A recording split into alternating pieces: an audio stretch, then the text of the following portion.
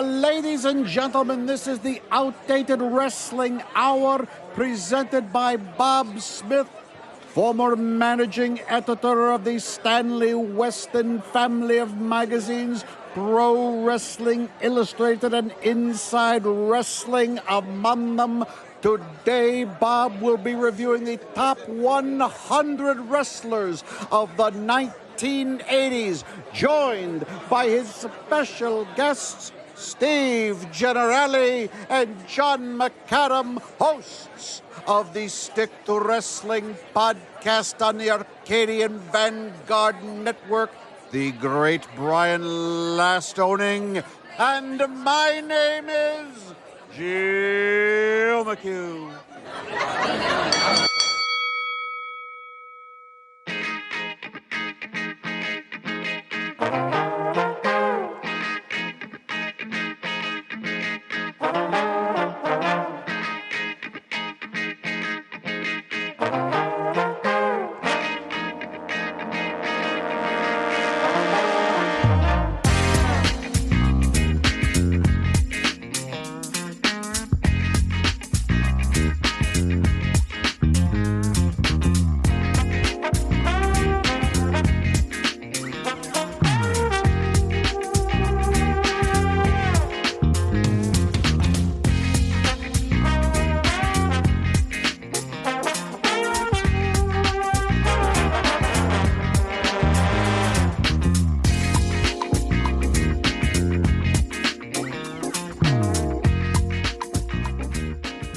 Coming to you from the first time from the brand new, brand old, outdated studios. Yep.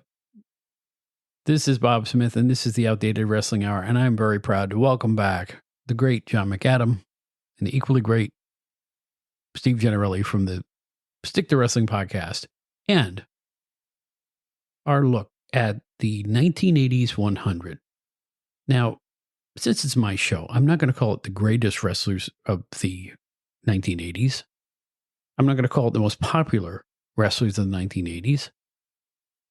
At least on my ballot, I judge them as the influence they had in the decade, as well as their performances. Now, the other two may differ with that, but, you know, we're all of a same mind and the same heart when it came to these things. We're looking back with gratitude and fondness and a lot of tremendous memories of a decade that really changed professional wrestling. We'll put it this way. If you watch wrestling in 1989, it was a lot different than it was in 79. You know that. And before we go any further, Anthony Pyrus and his amazing imitation of the one and only Joe McHugh. I couldn't ask for a better opener, and I hope you enjoyed it and found it as amusing as we did here. So it's going to be a long show. It's going to be a very detailed show. So get out your popcorn, get your beer or your hot chocolate or hot toddy, whatever you like to drink at your age, and get ready to enjoy the show with us. We're going to have our usual short commercial announcement, and then we'll be right back with the 1980s 100. Don't you dare go anywhere else.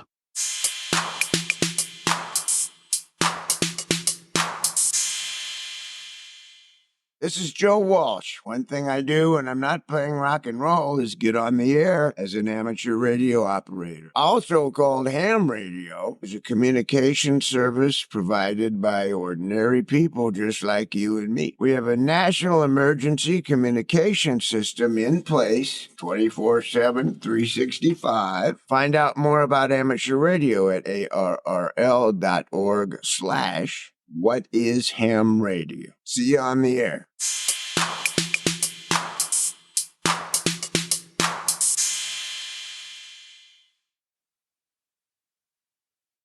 They said it couldn't be done again, folks. After we did the top 100 of the 70s, which was a grueling project, but a most enjoyable one, we debated doing actually Steve Gennarelli here, and John McAdam is here. They're both from the Stick to Wrestling podcast, the best nostalgia wrestling podcast in the world. Oh, thank you. You better listen to it. So anyway, we said we would see each other again in the future someday, and we would do the 80s. Well, someday's here, and a little quicker than I thought, and I'm very glad about that. Ladies and gentlemen, John McAdam and Steve Gennarelli. How are you guys doing? It's great to I'm be doing back. fantastic. That's great. John, how's the show going? Is everything great with the STW? I think it is. I mean, it's basically the number one wrestling podcast out there. And when I say that, I can't compete with Steve Austin. I can't compete with Jim Ross. So when you eliminate all of those guys and just knock off everyone that's in front of me, I'm number one. There you go. Hey, that makes me number 2. Love it. Love it. Using that, I like your logic. I got to start thinking like that. Steve, how are things? Steve, you have been the behind the scenes innovator behind this whole shindig that we're doing, looking back on these lists. So, Well, I was weaned at Bill After with the status charts. That's what got me going. The old status chart. oh, really? Oh, those I have to dig one of those up now. Those have to be seen to be believed. Ability to endure punishment 8.0. And the heels, they would have like courage. Like Bruno Sammartino would get a 10, but if you were a bad guy, you were getting a 6 if you were lucky. I remember the second time they did an issue like that, they did it a couple of years after the first one, which to me, it was like sacred scripture, the first one. And then the second one, they rated Bob Backlund, who in my opinion, was still like young up and comer. They gave him a 10 in experience, which would mean he had as much experience as say Vern Gagne, and that made it really turn me off big time. Now, the first one had Paul Jones on the cover, right? Well, no, the first one was kind of a yellow background. It had. I remember that. The second one had Paul Jones. You got it. Yeah, Bruno was primarily on the first one. Yeah, it was Bruno and Funk. I remember this. Terry Funk. Wow. You guys have better memories than I do, I'm telling you. What's that? We love your magazines. Or what were your magazines? I loved them too. I loved them before I worked there. It's like I stepped in it, guys. It's like getting that job was opened so many doors for me in so many different ways. I can't even put it into words. And I got to experience stuff that mere mortals usually don't get to do. So I'm very lucky chap. I'll put it that way. You're a lucky man. And my understanding is that not only do you live right near the Stratomatic factory, you guys played Stratomatic baseball in that office. Yes, that is an absolute stone cold fact. I think you brought that out. You heard that somewhere, and we talked about it the last time. Yeah. At the London offices, they had these all-night marathon Stratomatic. It was before my time there, and I believe it was in the Freeport office as opposed to the Rockville Center one. Okay. But they definitely did it. I mean, they talked about it for years afterwards. So, if you played Stratomatic, you know that a 20-sided die changed your life. That's one way of putting it. Yeah. All right. But we are here, ladies and gentlemen, for wrestling. 1980s wrestling. And this is, ladies and gentlemen, the 1980s 100. A look back with fondness and gratitude and in a deep sense of nostalgia at the most changing wrestling decade ever. From 80 to 90, you can't compare 80 to 90 at all. Am I right, guys? Oh, I mean, the wrestling business had changed radically from between January 1st, 1980 and December 31st, 1989. I won't use the word unrecognizable, but it's close. No, you are absolutely right on spot on, because it's like, watch the WWF syndicated show in 81 and then watch it in 89, and one bears no resemblance to the other. No, you're completely correct. I mean, they got out of Pennsylvania, started booking around the country. More lights, more flash, more glamour, more ice cream bars, you name it. Less wrestling. Yep, that too. And that's why I have a funny feeling about the 80s. I mean, I continued to watch it, and obviously I was working in the business, but I don't have that romantic fondness of it that I do about the 70s. What about you guys? Is it similar, or is it just an old fuddy-duddy scream and get off my lawn? I think the 70s wrestling, when we look back on it, I think it gives you the feeling, kind of like the Camelot feeling of JFK and what Camelot did for the Kennedys and how people looked at the country in a different way, kinder, gentler. I think with wrestling in the 70s, it's almost like this idyllic way it's all built up. I mean, the WWF with the elder Vince McMahon, Bruno, I mean, just the way it was all laid out. You had the AWA, you had the NWA with Mushnick, and the hierarchy of people getting picked to be champion, and they were only the cream of the crop getting the championship belt. I mean, it was perfection. I mean, I guess if it could have stayed that way up until say now, like 2024, you have three major federations and have it all just stay that way, I guess we would be still bigger fans than we are right now, I guess. I mean, I still love watching the stuff that I watched when I grew up. And it's because it was fresh and new to me. And, by 1984, Vince McMahon comes along and, kind of nukes a successful formula and manages to trade it in for a more successful formula. But I mean, I definitely like the pre 1984 stuff better. I know a lot of people will disagree with me, and that's fine. I think a lot of it has to do with, when did you first start watching? I mean, we're all old enough to know people who are like, yeah, I really miss, the Attitude Era of Austin and The Rock and Mick Foley. Well, you watch 80, 81, WWF. It had the same flavor, but I remember they bought a new ring. I remember that specifically. The Joe McHugh ring, it was a brand new ring. It was a fancier ring. And then they started seating the arena in a different style. And then they were having different visual cues that they didn't have on the traditional shows all these years. I don't know if Guy Galante retired, whoever was the director at the time. Seriously. No, that's probably it. Just a name from the past. Wow. Yeah. And by 84, when they decided to pull out of that area, I think they went to the Mid-Hudson Civic Center next. That's For the main syndicated show in Poughkeepsie, New York. That was a bigger arena, more fancy, more modern. I mean, you look at it now, it probably looks pretty plain, but compared to those, those agriculture halls, Yeah, they had a disco ball right above the ring. That's pretty hip. I guess. And then in 86, the syndicated show moved to major arenas. Right. And what a look that was on television, especially compared to Crockett, who's still in a TV studio. Yep. And Vince knew it too. The first thing you saw at the show was the crowd. In fact, it's still the first thing you see. Right? When Raw comes on, the first thing you see is the crowd. Yes, it is. It's been that way for a long time. Before you used to see the announcers. Now you see the crowd. There's a psychological thing to that. Wow, look at all those people. This must be something special. This is Major League. Right. I mean, it's taking place in front of 12,000 people. You can't argue with that. Sure.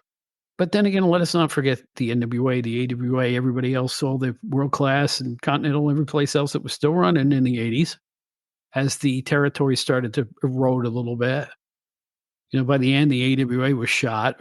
I think, did we have the Turner sale in the 80s or 90s? My memory's a little vague. I think it was late 80s, right? November 1988. There you go. It became finalized. Right. I remember we had Ted Turner on the cover with Ric Flair. Do you remember that? I sure do. I remember Bill Apter saying that Ted Turner, he said, okay, I'll give you guys 5 minutes. And when 300 seconds was over, Ted Turner was out of there.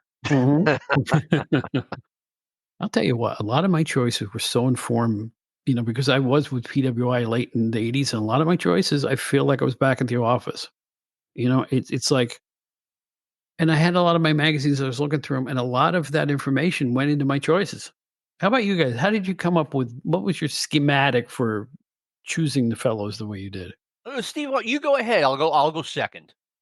I mean, kind of like how I did the 70s. I mean, the first thing was just doing the work and getting all the names on paper. And then once all the names are on paper, it's just a case of editing and shuffling them up and down and trying to figure out in your head, like, where do these people belong? What was their impact? What did they have a long-term impact, like decades later? Was it the short-term impact? Those types of questions had to be asked. I mean, our lists, I've seen all three lists. I mean, the lists are somewhat different, somewhat similar, but I think we all kind of use the same criteria to put the list together. John, what do you want to add to that? Well, I'll tell you what I did. First of all, I did what you did in the United States and Canada is what counts. It was very difficult in the 70s to match up, Japan versus the United States. And by the mid to late 80s, it was almost impossible. So There are a lot of guys who I have either ranked low or not ranked that would have been considerably higher had I taken into account their Japan uh, their contributions from Japan.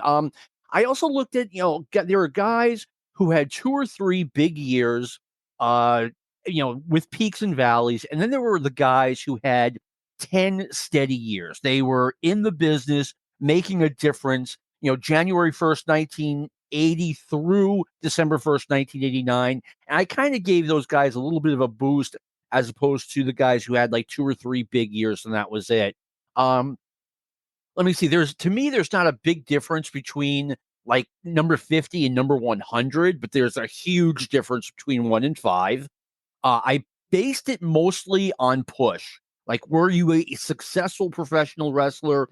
I sprinkled in a little bit for like work and how much impact the guy had on the business. Let me see. Tag teams are people who are going to say I have the guys rated too low, but let me say this: most guys who were in tag teams in the 80s wanted out because that's just not where the money was.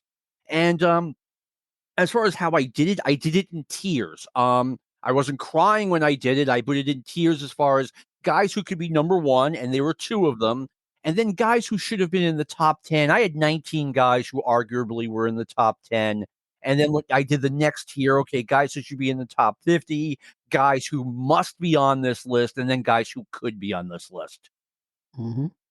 Similar to the last time we did it. That was your schematic then, too. Yes, it was. As a matter of fact, I think that makes sense. I think it's hard to just go, okay, he's number 11, he's number 12, etc. Right.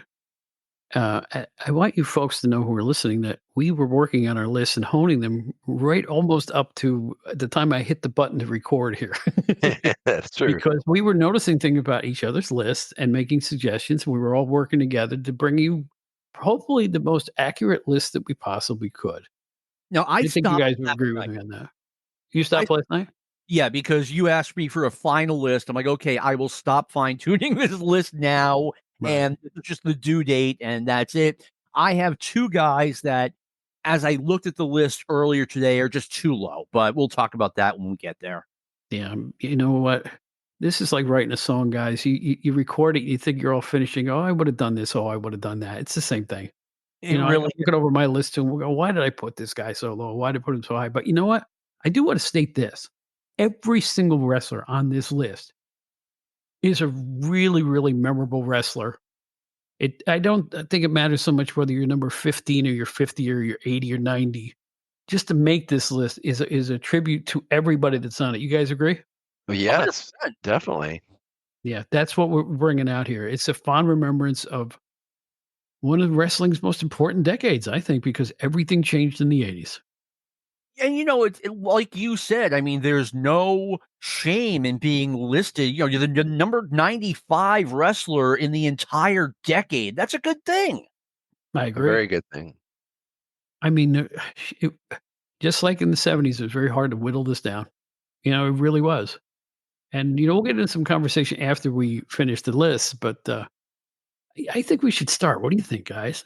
I'm up for it. Jumping in the bit. Which one do you want us to go first? You want to play odds or evens or? I'll tell you what, Steve, why don't you start us off this time? All right. I think John did last time, but this time we'll give the ball to you. How's that sound? All right, that sounds fine. And John, why don't you be bat second, and Bob, you can be our cleanup guy here. That's right, I'm gonna get my paper ready. My paper. Don't tell Steve to clean up fourth. All right, thank you. Why the pressure's on, All right, I'm ready to rock and roll here. So we're gonna start off with number 100. We're gonna do it just like we did last time. Number 100, Buddy Landel. Number 99, Rugged Ronnie Garvin. Number 98, Annie Fernandez. Number 97, Chief Wahoo McDaniel. Number 96, The Anvil, Jim Neidhart. Number 95, Brutus the Barber Beefcake. Number 94, Barry Darsow, who you may know better as Demolition Smash or Crusher Khrushchev. Number 93, from the Fabulous Freebirds, Buddy Roberts. Number 92, Sweet Stan Lane. And number 91, the Lord of Darkness himself, Kevin Sullivan. Interesting picks. I had Wahoo a lot higher than you have it. Me too. All right, number 100. I went with Greg Gagne. He had a really good tag team with Jim Brunzell. Very underrated tag team. But once Brunzell left, and Greg wasn't doing much. Number 99, Steve Kern. The decade didn't go too well, start off too well for him. He kind of looked lost in the shuffle. He went from Florida to Memphis, which is a step down, but then he got saved by the Fabulous Ones gimmick, and that was one of the elite tag teams of the 80s. Number 98, I had Bob Armstrong. Bob was getting a little old. He was a big fish in a small pond, and when he showed up in Georgia in 84 and JCP in 1987, he just felt kind of too old. And I love Bob, but, that's why he's 98, not higher. Dick Murdoch is 97. He didn't really do much in the United States aside from a run with Ric Flair in 1986. But once again, if we included Japan, he'd be a lot higher. Speaking of which, Jumbo Tsuruta would be in my top 20, if not in my top 10, if we included Japan. But here, he's number 96. He had a rather forgettable run as AWA champion, and that's it. I don't have a bad word to say about Jumbo. As a matter of fact, if you told me that you consider him a super heavyweight, I will tell you he's the best super heavyweight I've ever seen. He just didn't do enough in the United States. Number 95, Mike Rotundo. I've said this before. If Mike were 10 years younger, he would have been a way bigger star in wrestling. Jim Neidhart, number 94, known as the guy in the Hart Foundation, but he had runs in Mid-South and Florida before that. People forget he debuted in the WWF as a single with Mr. Fuji as his manager. Jim Brunzell, number 93, he had his big run with the High Flyers, with Greg Gagne in the AWA and part of the Killer Bees. He could be higher. Number 92 is Eddie Gilbert. He was undersized, but a great worker and a generally really entertaining wrestler. And 91, this one might be controversial, but Bruiser Brody, and obviously he'd be top 10 if we included Japan, but what he did in the United States, in my opinion, he had his AWA stuff, he had some Georgia stuff, but it was fun, but it was mostly not remarkable. Well, I will say, before we get to Bob's picks, I will say that is a very controversial pick. I mean, I think Bruiser Brody. I'll give a kudos to our producer on Sector Wrestling, Luke Kippelman, on his recent appearance on the Brian Solomon show. He said that one of the key figures that hooked him on wrestling was Bruiser Brody in the AWA run, which was one of the first times Lou had seen wrestling, and that got him hooked. And I know you and I have talked about on Sector Wrestling how what Brody did, the huge matches he had in St. Louis in the Checker Dome with Flair were incredible state-of-the-art matches at the time. So I think he deserves better than 91, but I respect your opinion, John. Well, you know what? Come to think of it, I guess I didn't really think enough about his runs in St. Louis and World Class as well. You could argue that he's higher than number 91. Yeah, Okay. My pick where he ended up was weighed heavily in the fact that the Von Erichs were having their troubles at that point, and here comes Brody to save the territory for a couple of months.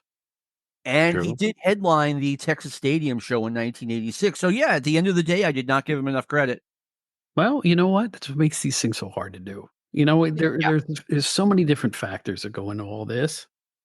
And here's my I'm going to start with number 100, and I'm telling you, every one of them deserves to be higher. All right. My number 100 is Dick Slater. Number 99 is Brutus Beefcake, who strutted his way into whatever he strutted his way into. 99 is Dynamite Kid. 98, and should have been way higher, and he should have lasted a decade, was Gino Hernandez. 97 was the great Eddie Gilbert. Number 95, Sika of the Wild Samoans, who got a couple title shots during that decade. 94, Austin Idol. 93, Robert Gibson. 92, Killer Khan, that feud with Andre. And number 91, should have been a bigger star, Brad Armstrong. Wow. Yeah. Later a lot higher. Yeah, I think Dick Slater should be higher too. I mean, he in the mid '80s he was the UWF champion around '85 or so, and had been a big deal in the '83 and Crockett with Bob Orton, their top heel tag team. Right. Yeah, but Bob dropped him a few points because of the Rebel gimmick in the WWF. Well, So that makes sense. I'll tell you what, guys. With your votes, he ended up in fine fiddle. He's in a good shape. But so whatever I voted for, you guys made up for it. Okay. All right, Steve-O. All right. So going to number 90, the late great Buddy Rose of Portland Wrestling. Number 89, the sadly gone Dino Bravo. Number 88, God, all these guys are passed away. It's terrible. The great Chris Adams from Texas. Chris Adams, a British-born wrestler, excellent wrestler. Number 87, the very underrated Ron Bass, the outlaw Ron Bass. Number 86, very underrated in WWF and in the AWA, Mr. Saito. Number 85, one of Scott Cornish's favorite wrestlers, the Boogie Woogie Man, Jimmy Valiant, who had a great run in the 80s. Number 84, I had Afa of the Samoans, and number 83, Sika. I wasn't sure if they'd even be on the list when I tried to put the list together, but the reason I did make a point to have them is Bob had one of them on his list. These guys really created the beginning of what would end up being the Samoan dynasty with all the people that we've seen since, like Rikishi, and of course all the other characters and the wrestlers all the way up to Roman Reigns. So we have to give the original godfathers of the Samoan family props there. Number 82, the late great Buzz Sawyer. And number 81, the One Man Gang. Ron Bass was the guy I was trying to, he was literally my number 101. I was trying to squeeze him in and I couldn't. I mean, he had a big run in Florida. He had a big run in Georgia. He was the national heavyweight champion. And then he did all right in the WWF. I was a little bit sorry I couldn't get him in. All right. I will go next. Number 90, I had Davey Boy Smith. British Bulldogs were very impactful, and he was kind of the junior guy there. Kevin Sullivan, number 89. He was around doing big things all decade. Number 88, Jimmy Valiant. No, he was not the greatest in-ring wrestler, but he was a national star on WTBS, and he drew in the small towns. I've had too many people tell me that for it not to be true. Crusher Blackwell is my 87. He's kind of an AWA tag team guy that was supposed to get a big push in 84, and his health problems kicked in right around then. Number 86, Austin Idol. It's too bad he never worked a major promotion after 82 when he was in Georgia and the Carolinas, but he was always a top guy. He did things his own way, and really sometimes that hurt him. Number 85, we have three guys who were really hurt by Bill Watts selling the UWF when he did, and Steve Williams is one of those victims. He was about to become the Hulk Hogan of the UWF, and Bill Watts sold the promotion, and Dusty just didn't have that much faith in him. Number 84, Dennis Condrey, bedrock of the Midnight Express. Number 83, Crusher Darso / Crusher Khrushchev / Demolition Smash. Buzz Sawyer, I have at 82. He had a big 1983 run in Georgia, but really there's not much before and after that. But again, he had that big year. And number 81, I have a question for you guys. Is it a coincidence, in your opinion, that Robert Gibson looks like Andrew Ridgely from Wham? Because he is, for those unaware, there was a band in the 80s called Wham. It was two guys, George Michael and Andrew Ridgely, and George Michael was the star of this band. This wasn't even a Batman and Robin thing. And that's kind of, no offense to Robert, but I mean, that's kind of how I see the Rock and Roll Express. Ricky Morton was the George Michael of that tag team. That's a good one. That's exactly right. Or the John Oates. He's the John Oates of that tag for a different era.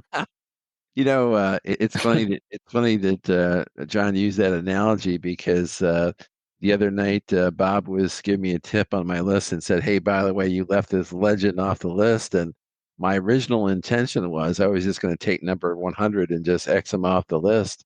But then I looked at my list again and I said, Robert Gibson maybe he doesn't belong on this list. I just got rid of him.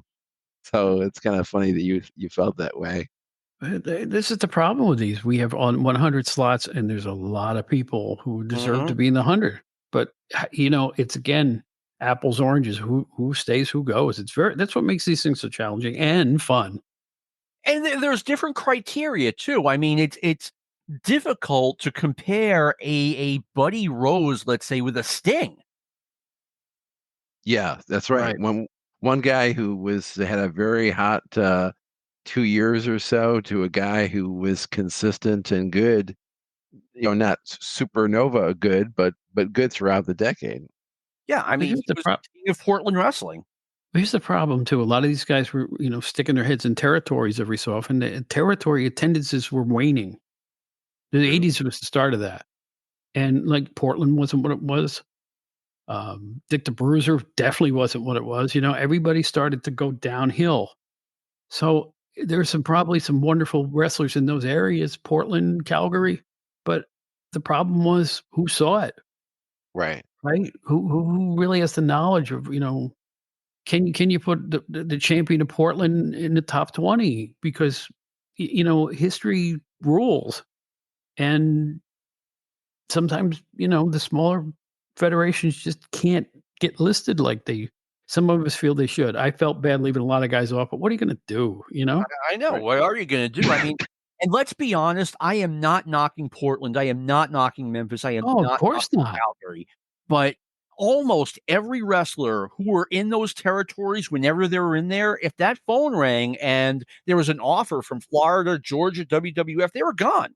Mhm. Absolutely true. So anyway, I'll favor you with another choice that the fellows will say was way too low at number 90, Tito Santana. I have my reason for that. We'll talk about it later. Number 89, Krusty Khrushchev, Smash, Barry Darso. 88, Sting, getting his feet wet. 87, Mr. Wrestling 2.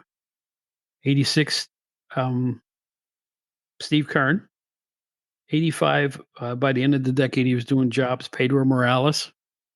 84, Butch Reed. 83, Terry Taylor. 82, Davey Boy Smith. And 81, here's a territory guy, Bob Armstrong. So now let's hear about Tito Santana. He does seem quite low in my book.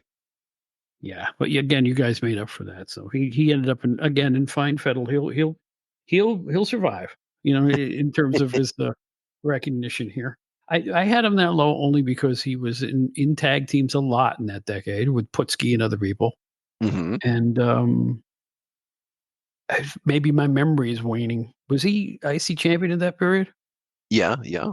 He held See the what I mean? title twice, and You then see? he part of the WWF Tag Team Champions with Rick Martel. With Martel, okay. So, He did some stuff in the AWA before that, like 81, 82. Yeah, he was around in other places, that's for sure. All right, Mr. Gennarelli, you have more for us, hopefully? Absolutely, yeah. So number 80, the aforementioned Mr. Wrestling 2. Number 79, Killer Khan. Number 78, the great Nikolai Volkov. Number 77, one of John's favorites, George, the Animal Steel. Number 76, way better as a broadcaster, but I wanted to get him on here anyhow, Jesse the Body Ventura. Number 75, the Hitman Bret Hart, who was definitely not a major draw in the 80s, but one of the better workers of the 80s. Number 74, the great Pedro Morales, who was very important in the early 80s and was finished by about 87. Number 73, Chavo Guerrero, who John and I have talked about a lot as being one of the most underrated, kind of forgotten guys of the 80s. Number 72, the great Dick Murdoch, who was always underrated wherever he went. I know John mentioned him and some of his achievements earlier, but he had a great tag team in there with Adrian Adonis, which was actually one of the best heel tag teams we ever got to see in the WWF. And to round out my 70s section, at number 71, Ole Anderson, who is probably better remembered as being a booker than being a wrestler. I mean, I actually had Ole higher than you, so many minds will be blown pretty soon. Okay. All right. Number 80, I had Dynamite Kid, top guy in the British Bulldogs. Number 79, Jay Youngblood, big star in Portland, big star in Mid-Atlantic. He had the tag team with Ricky Steamboat. Unfortunately, he passed away at a very young age. Number 78, I had Playboy Buddy Rose. He could be higher, but by the mid-80s, Portland was a mid-major, and Buddy just didn't do anything really outside of there. Yes, he had the 82 run against Backlund, and he was a tag team champion in a failing AWA, but really his highlight is Portland, and Portland's kind of a mid-major. Number 77, Killer Khan. He had nice runs against Bob Backlund and Hulk Hogan. Also had runs in World Class and Mid-South. Number 76 was Buddy Roberts. Of course, he's the last guy, the bottom guy on the Freebird totem pole, but a lot of guys would have loved to have had that spot as the third Freebird. And Buddy was very effective in his role, and the Freebirds were huge in the 80s. Number 75, I had Nikolai Volkov. Number 74, Brutus Beefcake / Ed Boulder. In a weird way, Brutus has become very underrated, in my opinion. He's not as bad as people made him out to be. Tony Atlas at number 73, he had a tough second half of the decade, but early in the decade, he looked like a potential NWA champion.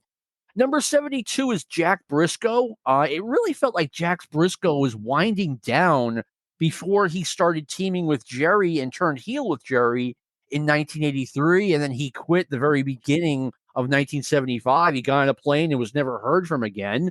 And number 71 is David Von Erich. I'm probably the number one proponent of, what a great future I thought David had he not passed away. But he was a big star, but he was only around for 4 years.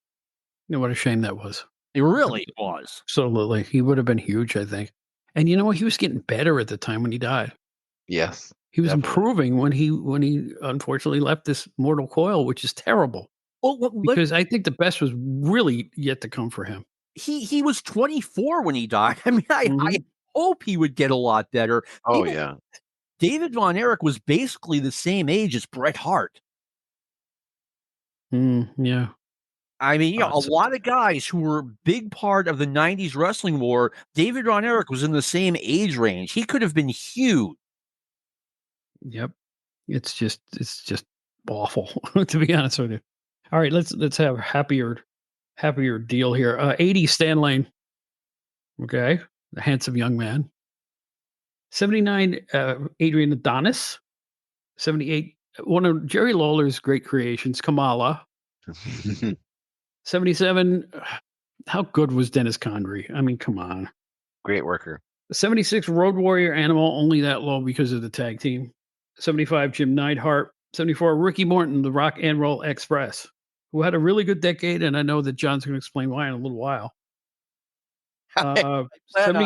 73, Road Warrior Hawk. 72, and I'm surprised you guys, well, in any event, Blackjack Mulligan. And 71, a guy who was really great in World Class and then became a Freebird later on, gorgeous Jimmy Garvin. Now, Blackjack Mulligan, to me, is a curious pick. I'm kind of going through my mental Rolodex and thinking what he did in the 80s. He was huge in the 70s, and he did some stuff in the 80s, but not, I mean, he was, Dusty's right-hand man in Florida in 83. He had a brief run in the WWF in 87, but that's kind of right. But here's the deal. I think it was the early feud with Andre around 81, 82 in WWF. Right, 82. Then the whole Florida thing was big coin in my eyes. Okay. Yeah. Florida, Dusty and Blackjack against Kevin Sullivan and those guys drew big coin. Mm-hmm. And he did a lot of stuff in between. So, and, a couple of their federations along the way. Again, he's listed at 72, so it's not like put him in the top 10 guys. I mean, come on. That's fine. But I think he had a better decade than he gets credit for. That's all. I have not heard a pick that I look at and say, you guys really swung and missed on this one. Not one of those yet. Well, sounds good. Yeah. All right, I'm going to pick it up here, going to number 70. We talked about him already. The very underrated Mike Rotunda, a great wrestler. Like John said, maybe in a different decade would have been a much bigger star. Number 69, David Von Erich, who we just mentioned. I agree with both of you gentlemen. I think had he been able to live, he would have definitely played a much bigger role in the wrestling business.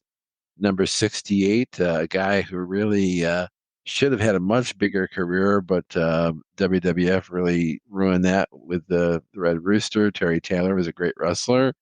Number 67, one of my favorites, a guy who went from being, a good-looking guy to being in the total package in the ring. Rick Rude, who thought by the end of the decade was one of the top workers in the business. Number 66, a guy who was a true enigma, Billy Jack Haynes, who it was definitely destined for bigger things, but it just didn't work out for mainly himself, for running it for himself, probably. Number 65, the great Pat Patterson. I might have put him a little high on this list. I mean, he was, a big player in the early 80s, but was done by mid 84 as a performer. Of course, we know he was a great booker, but just as a performer, he was done by 84. But he had some great matches at MSG with Slaughter and Koloff and some other major matches in the early 80s. Number 64, Bill Eadie, who was a major player in WWF during the expansion era, and of course his demolition later on. Number 63, Steve Williams, who John had mentioned earlier, was definitely destined for bigger things, but what he did accomplish in the late 80s was quite admirable. Number 62, the legendary Abdullah the Butcher was definitely a gate attraction throughout the 80s. And number 61, one of John's favorite wrestlers, Gino Hernandez, who wasn't around for the entire decade, but definitely had an impact while he was here. It's funny, Steve and I were just talking about Gino Hernandez earlier this afternoon when we were recording Stick to Wrestling. All right, my number 70, and I have the feeling people are going to say this is low, but I'm going to stand by it. Stan Hansen. I mean, if you include Japan, once again, you guys are going to get tired of me saying that. He would be top 20 easily, but he was only AWA champion for about 6 months. And after that, it was just independence in the United States. He did some stuff in Georgia. He had what I thought was a little bit of a disappointing run against Bob Backlund in 1980 and 1981. His return to the WWF was kind of flat, in my opinion. But again, there's no shame in being number 70. Number 69, Jim Garvin. He was a big player in world-class AWA and then the NWA. In my opinion, his 1982 heel turn saved his career. He was not doing well in 80 and 81, and then he found the right gimmick. Number 68, Big Bubba Rogers / the Big Boss Man. He was so good during his run with Hulk Hogan. And, not to attack Dusty, but Dusty should have been embarrassed watching Ray Traylor in the WWF because Dusty just used him completely wrong, and Vince was able to put him right into main events. Number 67, Bret Hart. He was really good, and you could see that even before I knew what work rate was. I could tell Bret was really good. But at the end of the day, he was a tag guy, part of the tag team champions, but tag teams were mid-card in the WWF. What can I say? Number 66, Bill Dundee. He was the number 2 guy in Memphis for the entire decade whenever he was there, and he was usually there. And no, Jeff Jarrett didn't take over that spot until around 1992. Kurt Hennig, he was the AWA champion when it really didn't mean anything. I remember watching that Super Clash 2 thing the AWA had and watching Kurt Hennig win the AWA title in front of a mostly empty arena. He was still a great wrestler, but his WWF run I thought was also disappointing. Again, no shame in being number 65. Number 64. I have a confession. I had no idea where to rank this guy. So I had him in one tier, and I just like, okay, he's going to be in the middle of this tier. Carlos Colon. he's the Jerry Lawler of Puerto Rico. And he was the top guy all 10 years of the 80s. But I was trying to figure out, like, what context, what does that mean? He's the Jerry Lawler of Puerto Rico. Like, the territory of Puerto Rico is smaller than the state of Connecticut, and it has fewer population than the state of Connecticut. So, like, Jerry Lawler was the king of Memphis. I'm not sure what being the king of Connecticut or the equivalent of the king of Connecticut is, but I felt like he had to be on there. So I had him in the middle of a tier, and here we are. Terry Taylor, number 63. One of the guys hurt the most by Bill Watts selling. The two guys who were hurt the most were Terry Taylor and Eddie Gilbert, because Bill Watts had big plans for Terry Taylor as a heel with Eddie Gilbert, and then the territory got sold. Number 62, Ronnie Garvin. He had 2 months as an NWA champion, and really that's it. I liked him, but aside from that, he was just another guy. And number 61, Larry Zbyszko. What a roller coaster decade he had. Definitely top 10 wrestler of the year for 1980. And then his career, he winds up wrestling in independence for a couple of years, and then he gets the big run in Georgia, and he was around in a prominent role for the rest of the decade. Great stuff. Really good stuff, John. Thank you. It's all right. Now, my number 70 is upper mid card, but good upper mid card. Manny Fernandez. Mhm. All right. Tag team champion with Rick Rude. Big feud with Abdullah early in the decade. Again, I don't know how many times he headlined, but you know what? You could always count on him to beat somebody up. And who can forget the feud with the Invader in WWC? My God. He loved to bleed, that guy. Yes, he did. 69. Now, I have a problem, guys.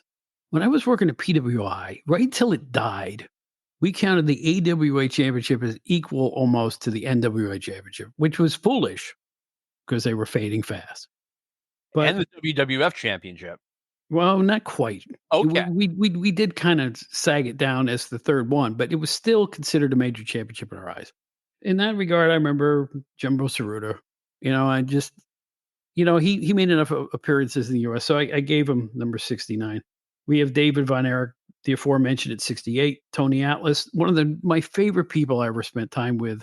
Find my interview with him on the Savmar Wrestling Network. It's hilarious. Okay, Tony's a great guy. Number 66, Bret Hart again. Number 65, Ronnie Garvin again. 64, Dino Bravo, and I'll tell you why. Early-ish in the decade, he was still drawing good numbers in his own international wrestling up in Canada. It faded, but in the early part of the decade, they were doing good business, so I think he deserved that kind of a spot at 64. One of my greatest wrestling regrets is not going up to Montreal and checking out one of those shows. It's only a 4-hour trip. I could have done it. Yeah. I mean, they had some good talent going in and out of there. I remember Gina Brito was booking or something like that. It was pretty cool. Yeah, and I just wanted to add to that about Dino Bravo. I happened to be at Syracuse TV taping in 1986 for WWF. It was a show that Hogan and Orndorff were in the main event, a dark match. But one of the matches that they taped that night was the return of Dino Bravo after a many year absence from the WWF. I don't think he had been there since 1979, and he looked great. He looked like $1 million. He had the dark hair. He had the kind of the Canadian trunks, but he looked in magnificent shape. I mean, I always compared him to Rick Martel. They were so similar in so many different ways. I thought that they were going to really use him in a great way, and he appeared to be like a tweener at first, and then they put him with Johnny Valiant, so you knew he was a heel. But it's just a shame that he ended up being kind of like the Barney Rubble of the tag team with Greg Valentine, and they never did anything good with him, and he basically humiliated him until he was done. I mean, they gave him a great push, even though he was terrible. But at the beginning, when he came in, he was far from terrible. Folks, we're recording this in an audio-video studio, and the minute Steve said dark match, he disappeared.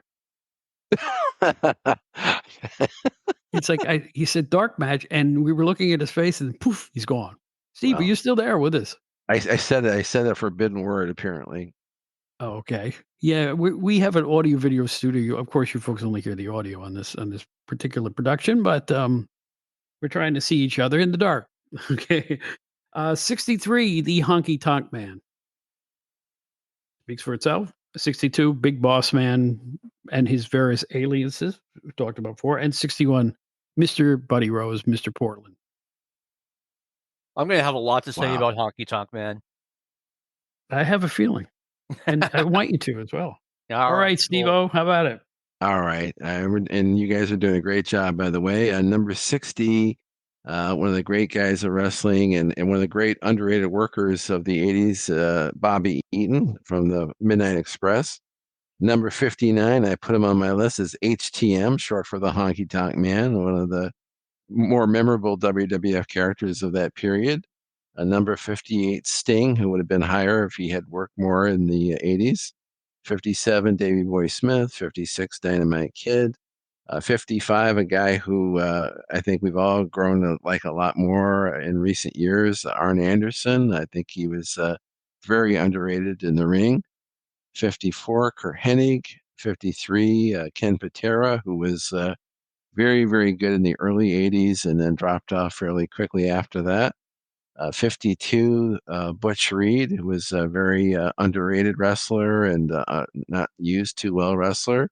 And number 51, Kamala, who, in my opinion, is a very underrated wrestler. How so? Well, he was a great attraction. I mean, a great opponent for guys like Hogan. He could really move in the ring for a big, big guy. He moved very, very well in the ring. And he had a unique move set, like a different move set than you would see from most wrestlers. Had the big overhead chops, and he could do a leapfrog. And he was quite agile for a big, big man. I never saw him broke character. Yeah. Not once. Yeah. Not even close. And by the way, let me interject before John goes. 60 and above now, folks. We're getting into the cream now. There's a lot of greatness between 60 and 1. Would you guys agree? Absolutely. Yeah, no question about it. Definitely. I mean, and when you get to the top of this list, I mean, it's really hard. When you're getting to like number, I had, once again, I had like 19 guys who I wanted to put in my top 10. So it was not easy. All right. Number 60, Jesse Ventura. This is based on his wrestling only. He had the big run against Backlund. They had the big run in the AWA and then back to the WWF. I can't take his announcing into consideration. If I could, he would be a lot higher.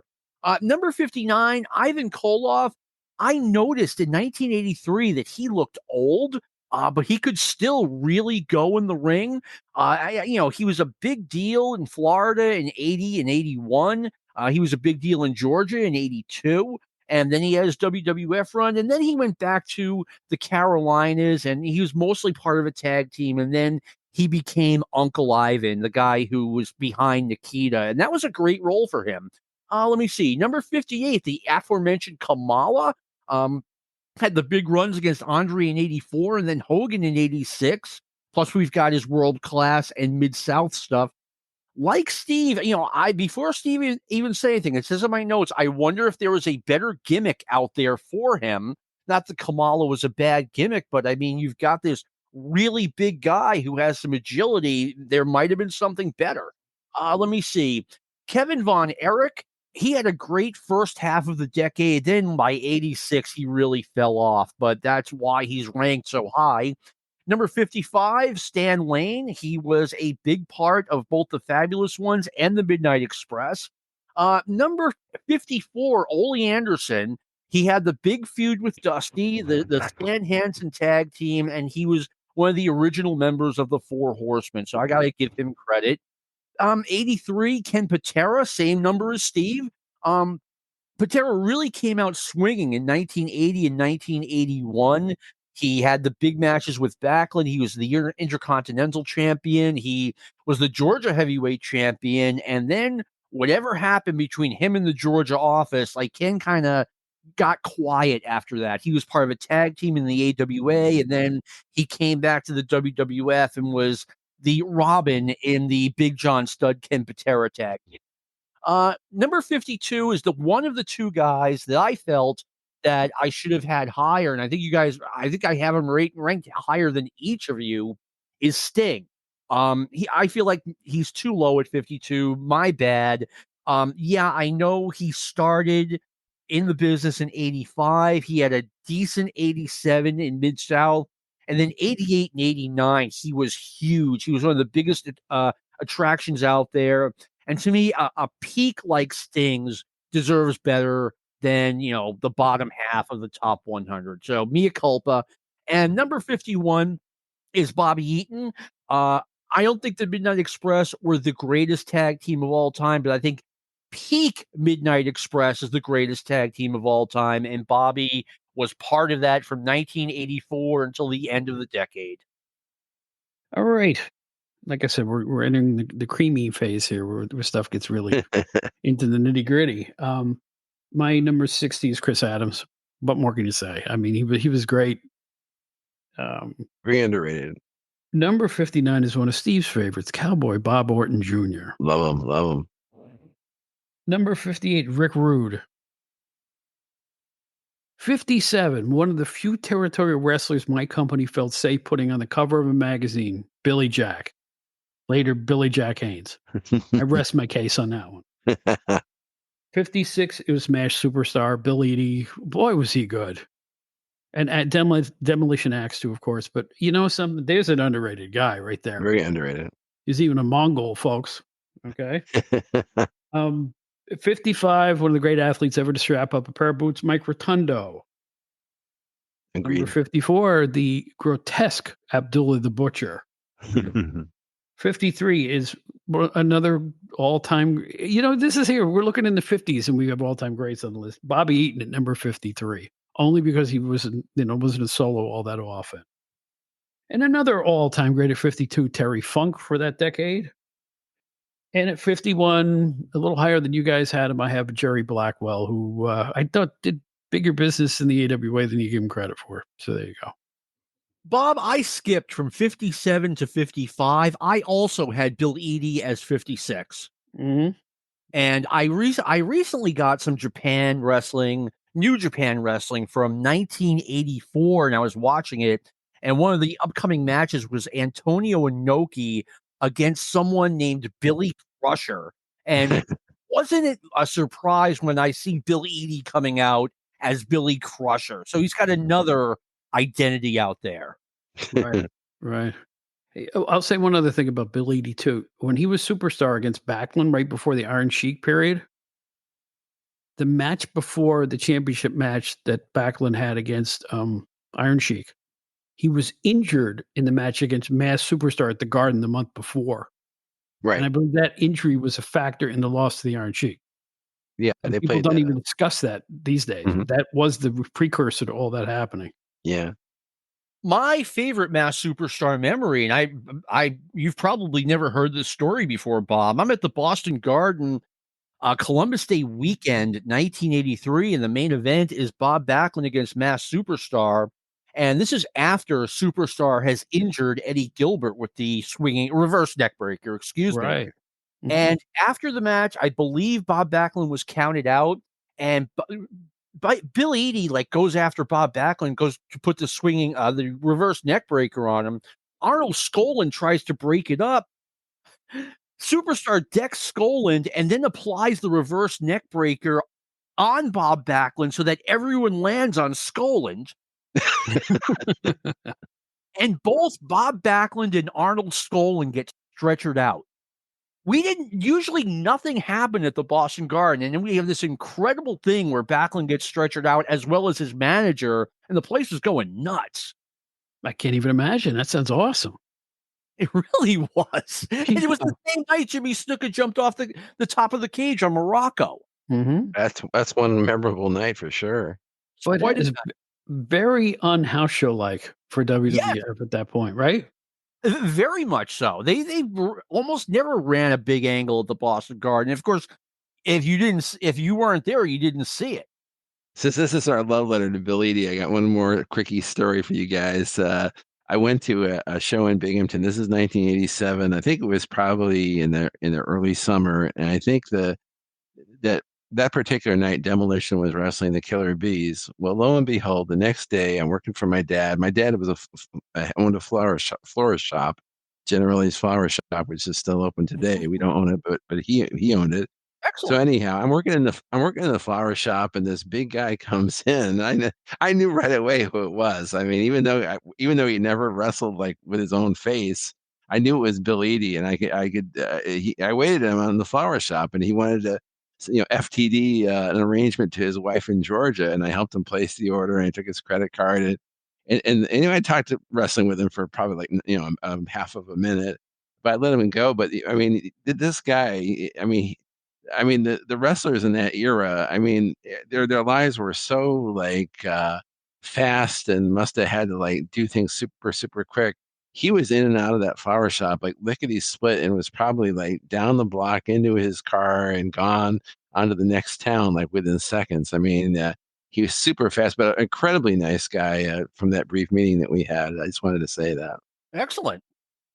Yeah, and he loved his wife, and we had on our show, we had on the guy that Brad Belugian that wrote the book on the not the wax pack, the six pack about wrestling, and he talked about what a great guy Bill Eadie was, and what a great man he is, and really he even beat Vince in the lawsuit, which is impossible to do. But anyhow, I'm gonna go back to my list now. So. Poor Brad, we keep getting his two books mixed up. Yeah, the wax pack and the six pack. That's true.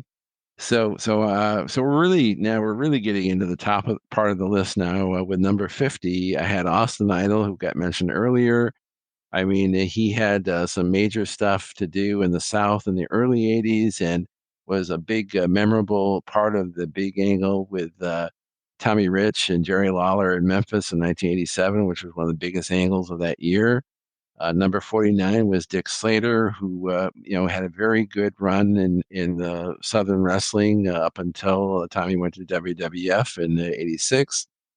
Bob Orton Jr., one of my favorite wrestlers, as Bob said, he was in every federation, had major roles in every federation.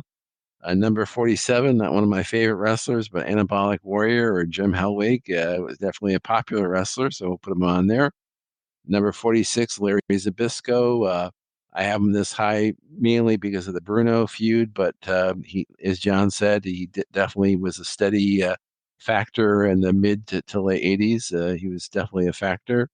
Number 45, Big John Studd. Definitely someone you think about when you think about mid expansion era WWF. The ongoing feud with Andre, and of course feuding with Hogan as well. Number 44, I had Nikita Koloff, who could maybe have been a little bit higher. He definitely, for a very brief time, was a major, major player, but he fizzled out quite quickly as we got into the late '80s. Number 43, King Kong Bundy, mainly known for the big title match at WrestleMania 2 with Hogan. Number 42, Bruno Sammartino, who definitely gets most of this from what he did with Zbyszko in 1980, but he wrestled about a dozen times for between the years of '85 to '87.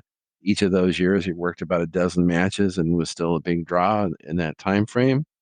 Number 41, that would be Ivan Koloff, who, as John said, played major roles throughout the entire decade. Amazing that I have Bruno Sammartino ranked higher on a list than Steve. That is truly amazing, but I do. All right. Number 50, I had Gentleman Chris Adams. He was a big and integral part of World Class's success, both as a babyface and a heel.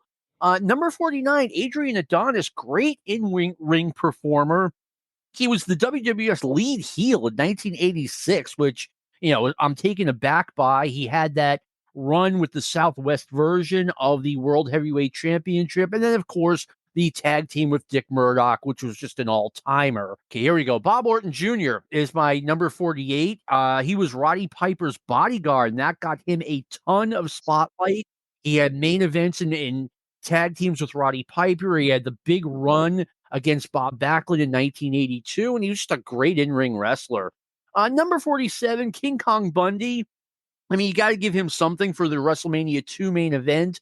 and the big feud against Andre in 85. Number 46, I have Jake Roberts. He was a big star in the WWF from the day he got there. And before that, he was the North American champion for Watts, and he had nice pushes in Georgia and Florida. I should point out, too, that he was North American champion for Watts in both 85, 86, and also in 81. So he was a big deal. Arn Anderson, a big member of the Four Horsemen, never got that big singles push that I thought he deserved. Number 44, mine might be a little bit controversial. I guess I have him lower than everyone else as the Iron Sheik. And no offense to Iron Sheik, but he was kind of the Buster Douglas of wrestling. If you don't know who that is, Buster Douglas had probably the biggest upset in the history of sports when he knocked out Mike Tyson. And then when Douglas went to defend the title he won from Mike Tyson the first time out, he got creamed. So he had the tag team with Nikolai Volkov after that, but really that 4 weeks with the title, I don't want to say that's all he had, but and that was a big deal, but he doesn't have a ton after that. I'm sorry. Number 43, I have him way higher than Bob. Pedro Morales. He had an excellent first 3 years of the decade. He was clearly the number 2 babyface in the WWF. And that's valuable. And I can tell you he didn't have much after that. Number 42, Rick Martel. He was the AWA champion for about a year and a half. And then he was the WWF tag team champion in 80, 81, and then again in 87. But after that, there really just isn't that much. And then number 41, I'm sure I have him higher than everybody, Ricky Morton. The Rock and Roll Express was a sensation. And Ricky Morton was the guy who made it work. They are the greatest tag team of all time, in my opinion. And he is the Mick Jagger of the Rock and Roll Express. Okay, Steve. And Bob, you're up, I think. Yes, I am. Steve and John, number 50, Jesse the Body. Number 49, talk about a perfect wrestler, perfect heel, perfect face. Terry Gordy. I mean, what did he do wrong ever? He was just fantastic. 48, Big John Studd. 47, Brutus Sammartino. Right. 46, Ken Patera. 45, Mr. Saito, who I believe I heard on the list earlier. 44, the great Tully Blanchard. Everybody's great now. 43, King Kong Bundy. 42, the Boogie Woogie Man, handsome Jimmy Valiant. And number 41, one of the classiest people ever to strap up a pair of boots, Kevin Von Erich. I like how Bob had Patera and Saito neck and neck together there. There's a special message in that. Well, I threw a rock, and I that decided boulder. There you go. Boom, boom. Bob, you mentioned Kevin is one of the classiest people in wrestling, and I know there have been people who would scoff at that. I am not one of them. Me either. Yeah, I used to have a friendly relationship with Kevin. He would call me every now and then in the 90s just to hang out. And he was a smart guy. I don't care what anyone says. I talk to him, and unless you talk to him, I know better. Kevin was really, really sharp. The Von Erich family, and I met Kerry a couple of times too. Let me tell you something. Gentlemen. Everywhere they went, whoever they knew how to be gentlemen with people, which is rare for wrestlers, So I know about all the other things that happened. I'm only talking about my professional dealings with both of those guys, and they were as good as it got. And that's how I'm going to leave it. Just my opinion. All right, Stephen. All right. The floor is yours, and so's the ceiling. Number 40, the very popular Tully Blanchard. Number 39, John had mentioned earlier, health kind of impeded his progress, but in the early 80s to mid 80s, Crusher Blackwell was a major force in wrestling. Number 38 is sticking with the AWA. Rick Martel was a great AWA champion for a brief period of time and really was a good WWF asset in 1981 and again when he came back in 86 and beyond. Number 37, maybe I had him a little too high, but I was always a big fan of Ray Traylor, who was a big Bubba Rogers and Big Boss Man. Like John had said, his matches with Hogan were just unbelievable, especially when they did the big superplex off the top of the cage. That was probably one of the top spots of the entire decade. Number 36, maybe I had this guy a little too low, Michael Hayes, because he was so integral in the feuds and world class, such a major player there. Number 35, I did have Bruiser Brody much higher than I think either of you. Again, I think the AWA run was very impactful. The St. Louis run, what he did in world class. He was big in, he was one of the rare people that was actually big in Kansas City, which is, no man's land. But he was definitely a big time player. And I understand what John is saying. If we counted what he did in New Japan, he would definitely be a lot higher, or All Japan. And then also number 34, we had Lex Luger, who definitely had a great run in the late 80s. Didn't have a lot of time in the 80s, but what he did, he made the most of. 33, Stan Hansen. Like John said, he didn't really have a whole bunch of time, but he was the AWA champion. He had a run in 81 with Backlund. He's always a factor when he was here. Played at Roland George at one point. 32, Kevin Von Erich. I think his contributions are underrated as far as being one of the major players in world class when they're a hot promotion. And number 31, Terry Funk. I know John had said on one of the other podcasts he was kind of an enigma for a lot of the 80s, but when he was on his game like he was in 89 against Flair, and even his WWF run against Hogan and JYD, he was definitely a very enjoyable performer to watch. Really? Okay, number 40 is one of the two guys that I just have way too low. My bad. Hacksaw Jim Duggan. He was the top guy in Mid-South after JYD left, maybe even a little bit before then. And so that was like 4 years as the top guy in one of the top territories. So way too low. And then he had his WWF run, which I think could have been better, but at the same time, he was wrestling main events in major arenas against Andre the Giant. So my apologies, Hacksaw Jim Duggan. You are too low at number 40. Number 3, Rick Rude. I mean, he had the Intercontinental Championship, the world-class world heavyweight champion. Then he went on to be part of the NWA Tag Team Champions with Manny Fernandez. I mean, he main evented a Texas Stadium show. So he's a big-time dude. Butch Reed, number 38. Came into his own in Mid-South in 1983. I think there is an alternative universe where Butch Reed is number 1 on this list, but no one promoted him correctly. I think he could have been the Michael Jordan of pro wrestling, and I'm not kidding.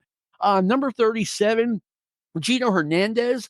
He was a huge part of world-class championship wrestling. I don't think a lot of guys could have done what Gino did in world class. I mean, really, he just had the right personality for that specific promotion. We all know he passed away in 1986. It's one of the great what ifs if Gino had not passed away. I'll put it that way. He had a really high ceiling and a really low floor. It could have gone really well for him, or he could have been Chris Adams without the wrestling school.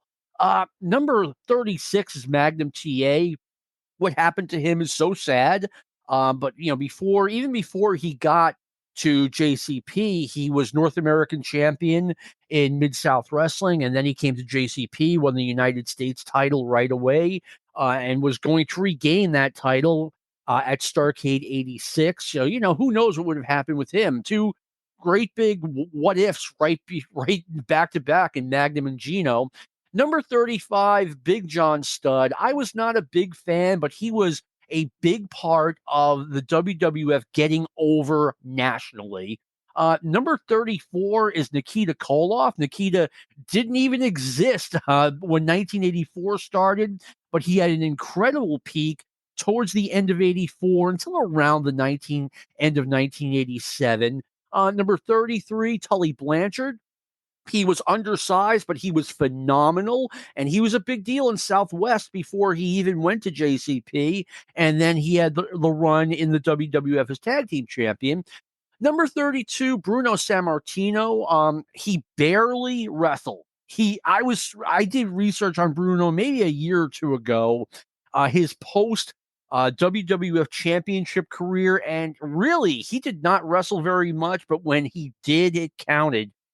He main evented the Shea Stadium show against Larry Zbyszko. Right. And even in 86, he was main eventing the Boston Garden. In 85, he had a main event in a tag team at the Philadelphia Spectrum. So when he was out there, it counted. Let me see. Number 31 was Dick Slater. Starting January 1st, 1980, he was a top guy everywhere he went until he had that horrendous WWF run. I mean, he was the the Mid-South Wrestling's North American champion right before he left. So, he was the United States champion. I thought Dick Slater was great. I think if Ric Flair was around, Ric Flair was going to be the NWA champion. But if Ric Flair, I don't know, took an offer from the WWF or something, Dick Slater would have been in the conversation for NWA champion. I think you make a good point there. Thank you. I do. That's why I had him at number 100. No, I you know something? Again, we have to weigh all these people. And all three of us looked at a lot of these wrestlers in different ways. But that's the beauty of it. Because when you compile you know what? When you compile the three together, it really does give you a really good picture. I believe it. Last time was phenomenal, I thought, the way they all ended up. Now, is it my turn now? It is. Sir. I'm jumping on my soapbox right here.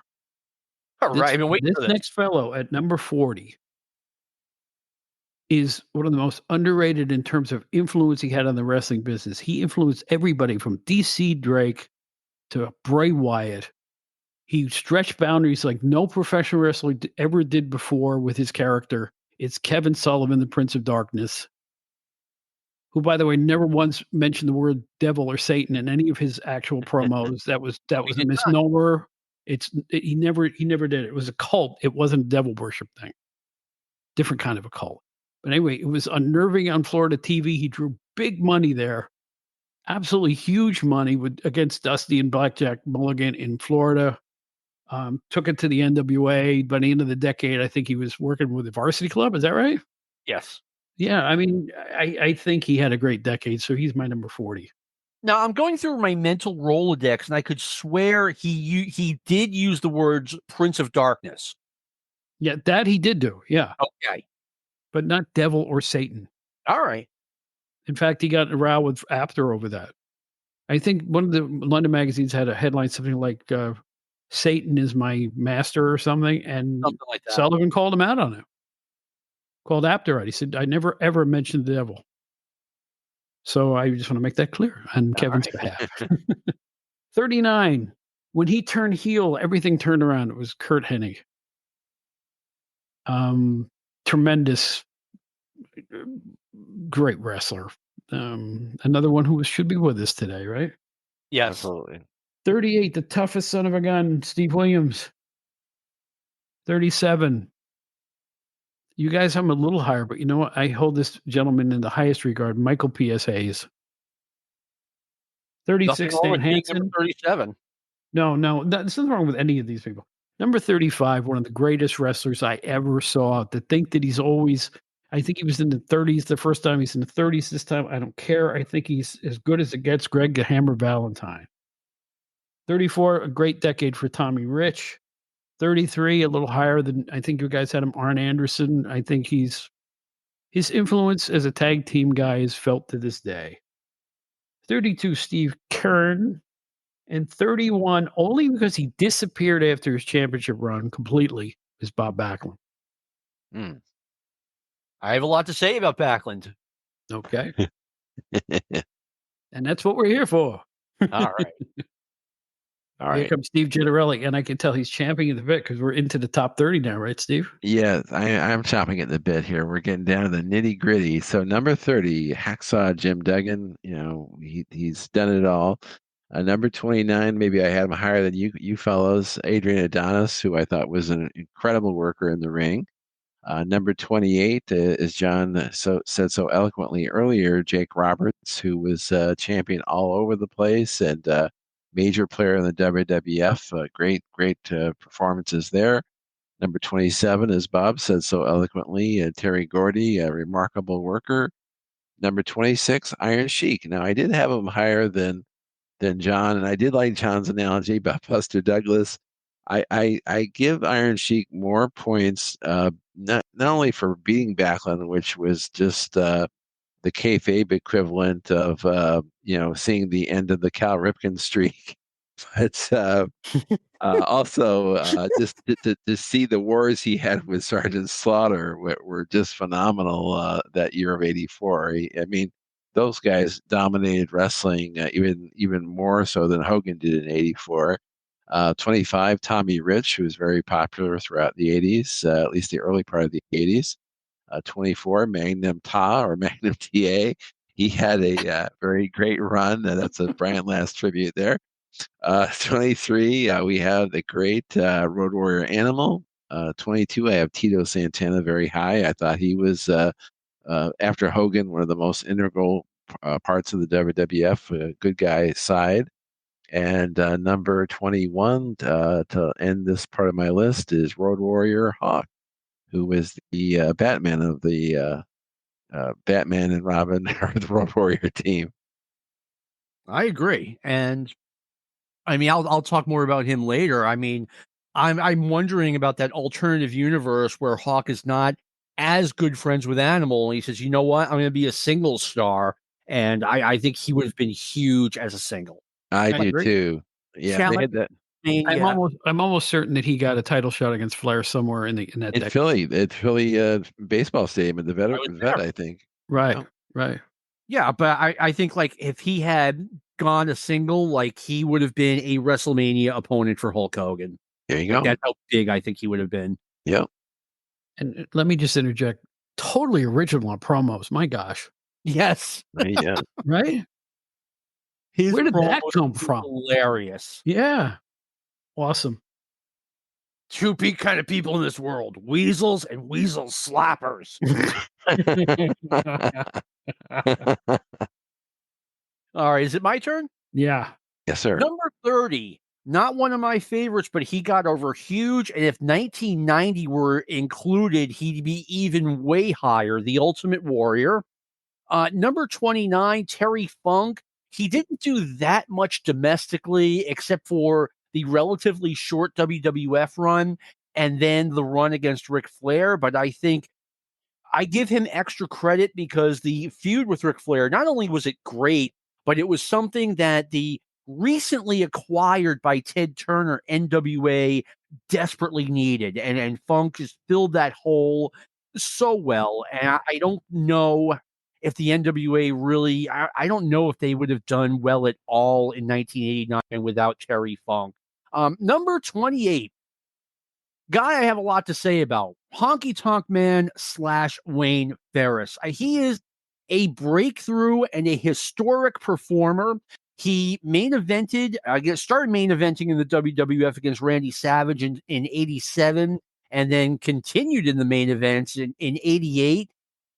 Here's why Honky Tonk Man is such a breakthrough performer, because this was Vince McMahon. Now, as you both remember, Honky Tonk Man came in as a babyface, and he was getting booed out of the building. Right. There's a match available on Peacock from Toronto where babyface Honky Tonk Man, like every time he does something, the fans boo like crazy. Right. And Vince didn't care. Vince McMahon said to his fan base, I'm in charge here. I'm going to push the guys I want to push, and you guys have no say in the matter. And whether or not we like that, that was who Vince was. He decided who he wanted to get over, and he was either going to get them over or die trying. And Honky Tonk Man was the first guy who falls under that umbrella. So number 27 is Tommy Rich. He was a major, major star in 1980 and 1981. He started to slip a little bit in 1982, but he was still a factor the remainder of the decade. But he had a very high peak. Number 26, speaking of a guy with a high peak, Lex Luger. He didn't start until 1985, but he was a major star from day one. Number 25, Wahoo McDaniel. He held the United States title twice. He was pretty much done when JCP cut him in the middle of 1987. I know he went to the AWA, which, again, he was pretty much done. But the first half of the decade, I think he did well enough to be ranked very high. Number 24, I have Terry Gordy. Simply put, he was the workhorse of the Freebirds. Number 23, Tito Santana. The decade is framed really nicely for Tito because right around 1990 is when he started to really fade. But I thought he had a solid decade throughout, not just in the WWF, but he was a top guy in the AWA before that. Number 22, Sergeant Slaughter. If we were going the top, if we were just doing 1980 through 1984, easily top 10, but he kind of vanished after 1984. Yeah, I know he was in the AWA for a while, but the second half of the decade, he wouldn't even be considered. But the first half of the decade, he was phenomenal. Number 21, Barry Windham. Once again, he was a guy who was around for the whole decade. The first half of the decade, he was more or less the second fiddle to Dusty Rhodes in Florida. Nothing wrong with that. Dusty was going to be the top guy no matter what. He had 2 match of the decade candidates against Ric Flair, one on Worldwide Wrestling early 1987, the other one, the second Battle of the Belts in Florida. That's how good Barry was. He had a phenomenal but a short run as one of the 4 horsemen. But Barry, it's disappointing that Barry didn't have a better career, but he was great in the 80s. All right. Number 30, Ted DiBiase. Number 29, Nikita Koloff. Number 28, vastly underrated Iron Sheik. I'm telling you. Number 27, Magnum TA, who we all think he would have been another world champion at least, if things hadn't broken the way they did. 26 is the super popular from the UWF to the WWF, the Junkyard Dog. 25 from Glens Falls, New York, my part of the woods, Hacksaw Jim Duggan. 24, as good a talker and as good a sinister character as anybody you'd ever see, Jake the Snake Roberts. 23, Mr. Wonderful Paul Orndorff, a great feud with Hogan. 22, beginning of the decade, he was it. By the end of the decade, another AWA guy, Jimmy Snuka. And 21, higher, I think, than both of you guys, Bruiser Brody, who I think did bigger coin than he's getting credit for here. He was a vagabond from this place to that place, the other place. He had an incredible feud with Abdullah the Butcher in World Class at a time when the Von Erichs weren't working, and he kept the turnstiles going there. So I think that by the end of the decade they were naming Brawler of the Year awards after him. I rest my case. That's right. I just wanted to comment. Hacksaw Jim Duggan would, he was billed from Glens Falls, New York. And he would get on Mid-South TV and talk about how he would defend himself on the A train. And I'm like, okay, I know where Glen Falls is. Maybe the people in Louisiana don't, but maybe the A bus. I think the A train stops in Albany, and maybe I'm wrong. I don't know. I will say this about Duggan. He really worked his way up fast because I believe in 80 or 81, he was still doing jobs in the WWF on television. Yes, he was. As plain old Jim Duggan. Well, I mean, everyone gets their start somewhere, and he had a more high-profile start than a lot of guys. But then, he got hired by Southwest Championship Wrestling. They saw something in him, and when Bill Watts, puts his eyes on a linebacker from SMU, Bill Watts is going to see money in the guy. Well, you know what? You make a great point. People bash Bill Watts for this or the other thing. Maybe sometimes he's entitled to be bashed, but I'll tell you what, he was the Lorne Michaels of wrestling promoters. He could pick them. Right. He could pick a star out of a lineup when nobody else knew it was a star.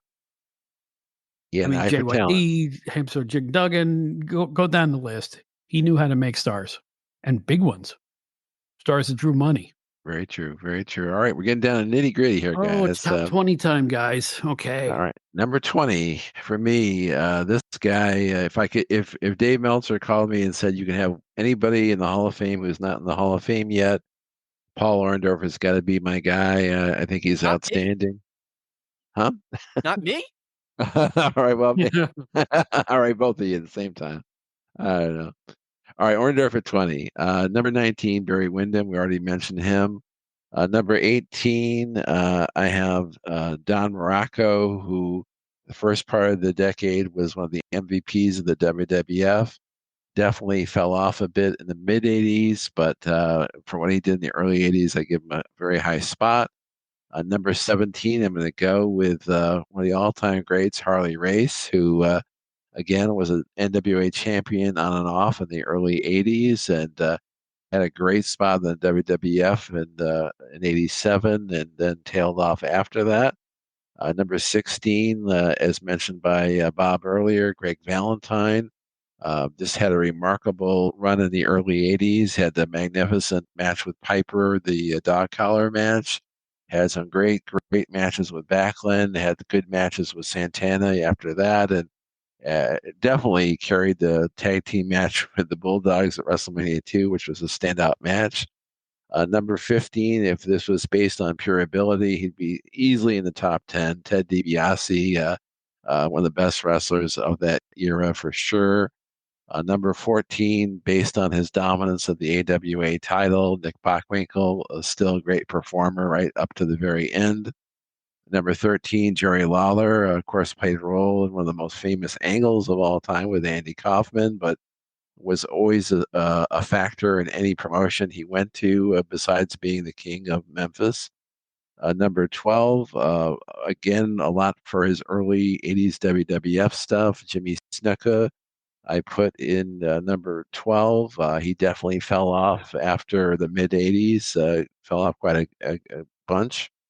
Number 11, just for being the number one star of the biggest promotion for the first 4 years of the 80s. I got to give it to Bob Backlund just because he was the world champion for the first 4 years of the 80s.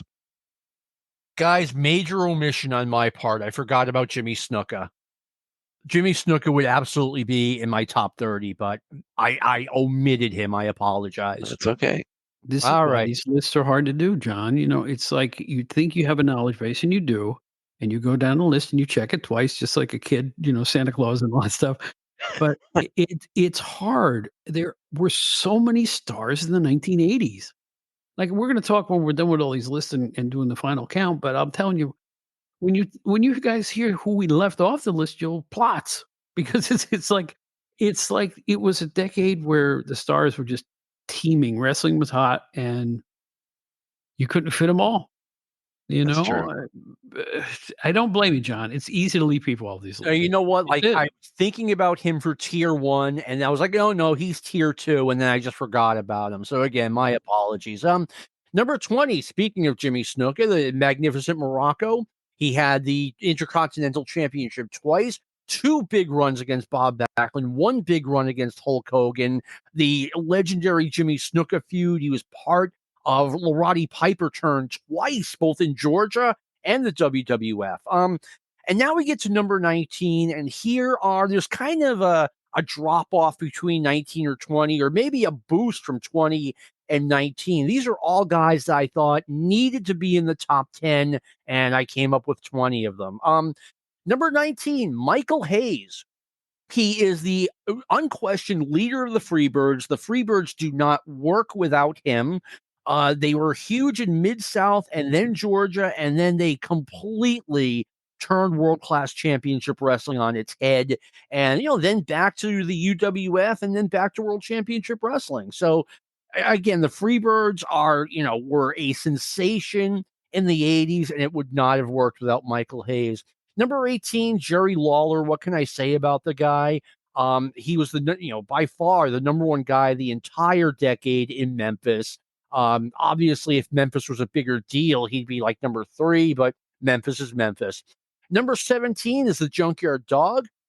He could be higher. He was the top guy in Mid-South from 1980 until 1983-ish. The WWF run started off nicely, and then by 87, JYD wasn't looking too good anymore, but excellent first 3/4 of the decade. Number 16, Greg Valentine. If we did a top 10 from 1980 through 1984, or even 1975 through 1984, he'd be a top 10 guy, no questions asked. Just the decade isn't framed perfectly for Valentine to be a top 10 guy. He had the big runs against Backlund and Piper. He had a run against Hogan. He was the Intercontinental Champion, United States Champion twice. Number 15, Paul Orndorff. In the main event at WrestleMania 1, that's a big deal. He had 2 giant runs against Hogan, a big run in 85 against Piper. He was the North American champion. He was the national heavyweight champion. His career ended a little bit early. It was over by the end of 1987, so we take off a couple of points for that. Nick Bockwinkel, number 14. He was the AWA champion when it meant something, so we'll give him that. Number 12 and number 13, Road Warrior Hawk and Road Warrior Animal. These guys changed the game. Anyone who was wanting to become a professional wrestler in the late 80s either wanted to be Hulk Hogan, Ric Flair, or one of the Road Warriors, and they were a top-tier draw starting in 1983. And again, they lose a little bit of points because they were not present for the first 3 years of the decade. And number 11, another guy who changed the game, Kerry Von Erich.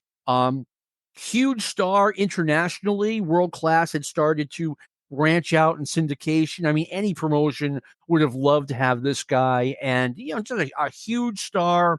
And, thanks to Kerry, whether you liked it or not, now wrestling was starting to feature good-looking bodybuilder. So, again, a game changer. Wow, absolutely. Number 20, Larry Z. The greatest feud I ever saw or ever will see against Bruno Sammartino. He made me go out and get a $1,000 VCR in 1980 because I saw him walk away from Bruno and Bruno wanted to interview him, and I said, something's up. And I wanted to preserve it on expensive $24.95 videotapes at the time. Yes, I did it. Yes, I still have the tapes. Excellent. Yeah, I love that feud. And it had a wonderful TV payoff. I actually think the TV payoff was better than the actual steel cage match at Shea Stadium. But what a build. That's the way you do it. And, then he did the thing in Georgia where he bought a championship or something like that and then had his run in the NWA. He had a great decade. By the end of it, he was AWA champ. Give it to Larry. What a guy. I mean, we did an entire Stick to Wrestling on the Bruno Sammartino versus Larry Zbyszko feud. That's how much I liked it. Yeah, I can see why. Yes. Right, 19 is Don Morocco. Number 18 is Tiger Mask, who, fun fact, held the NWA and WWF Junior Heavyweight Championships simultaneously. Wow. That's a mind blower there. Number 17 is Jerry Lawler. Number 16 is Rick Martel. Number 15, I'm going to hold my nose. It's the Ultimate Warrior. No, hey, you know what? You got to give credit where credit is due. You can't let personal bias seep too much. Yeah, I mean, what can I tell you? It's just, well, you know what? He was influential too. Everybody from other wrestlers, they all started bulking up and putting face paint on.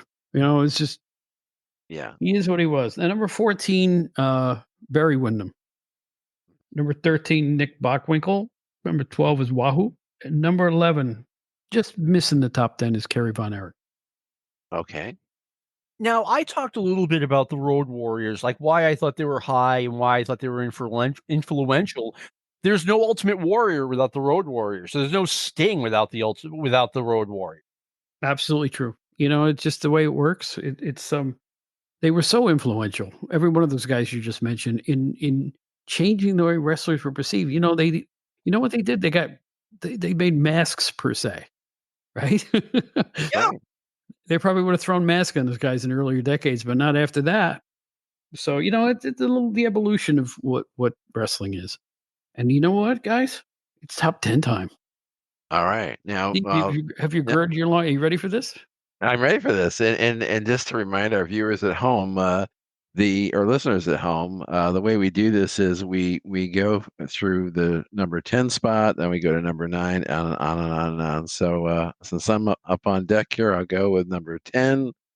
My number 10 was Sergeant Slaughter, who had a huge 1980 big feud with Backlund, and then had a feud with Patterson. and then became a huge star in the NWA. The team with Kurt Udall was huge at the time. And then, of course, he came back and had the babyface turn after another run with Backlund, the babyface turn against Iron Sheik. He was huge there. But then after that, he kind of fell off the map. The Pro Wrestling USA thing was a flop. Him in the AWA was a flop. And the rest of the decade he was MIA for the most part. My number 10 is Ricky Steamboat. Now, when people talk about Ricky Steamboat, they talk about his feud against Baracco, his feud against Jake Roberts, of course, the feud against Randy Savage and the match at WrestleMania 3, and then the feud and his NWA championship run against Ric Flair in 1989. Now, that already makes him a candidate for a very high spot. But what people forget about Ricky Steamboat is before he went to the WWF, he was one of the biggest stars always one of the biggest stars in Mid-Atlantic wrestling, aside from like a 4-month retirement in early 1984. I mean, coming in January 1st, 1980, he was already a major star. And he's a guy that got bumped up a couple of spots because he's not a good worker. He's not a great worker. He's an elite worker. Yeah, I think you actually had him too low, John, honestly. Okay. I'm glad you said that.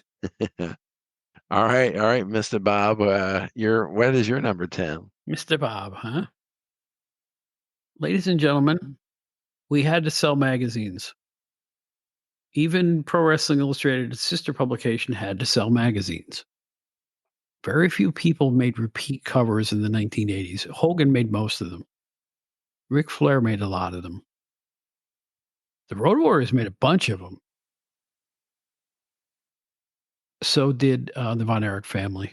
But there was one more name that was on a lot of covers. If this is about apartment wrestling. No, yeah, just think, ladies and gentlemen, the original secret. No, I'm kidding.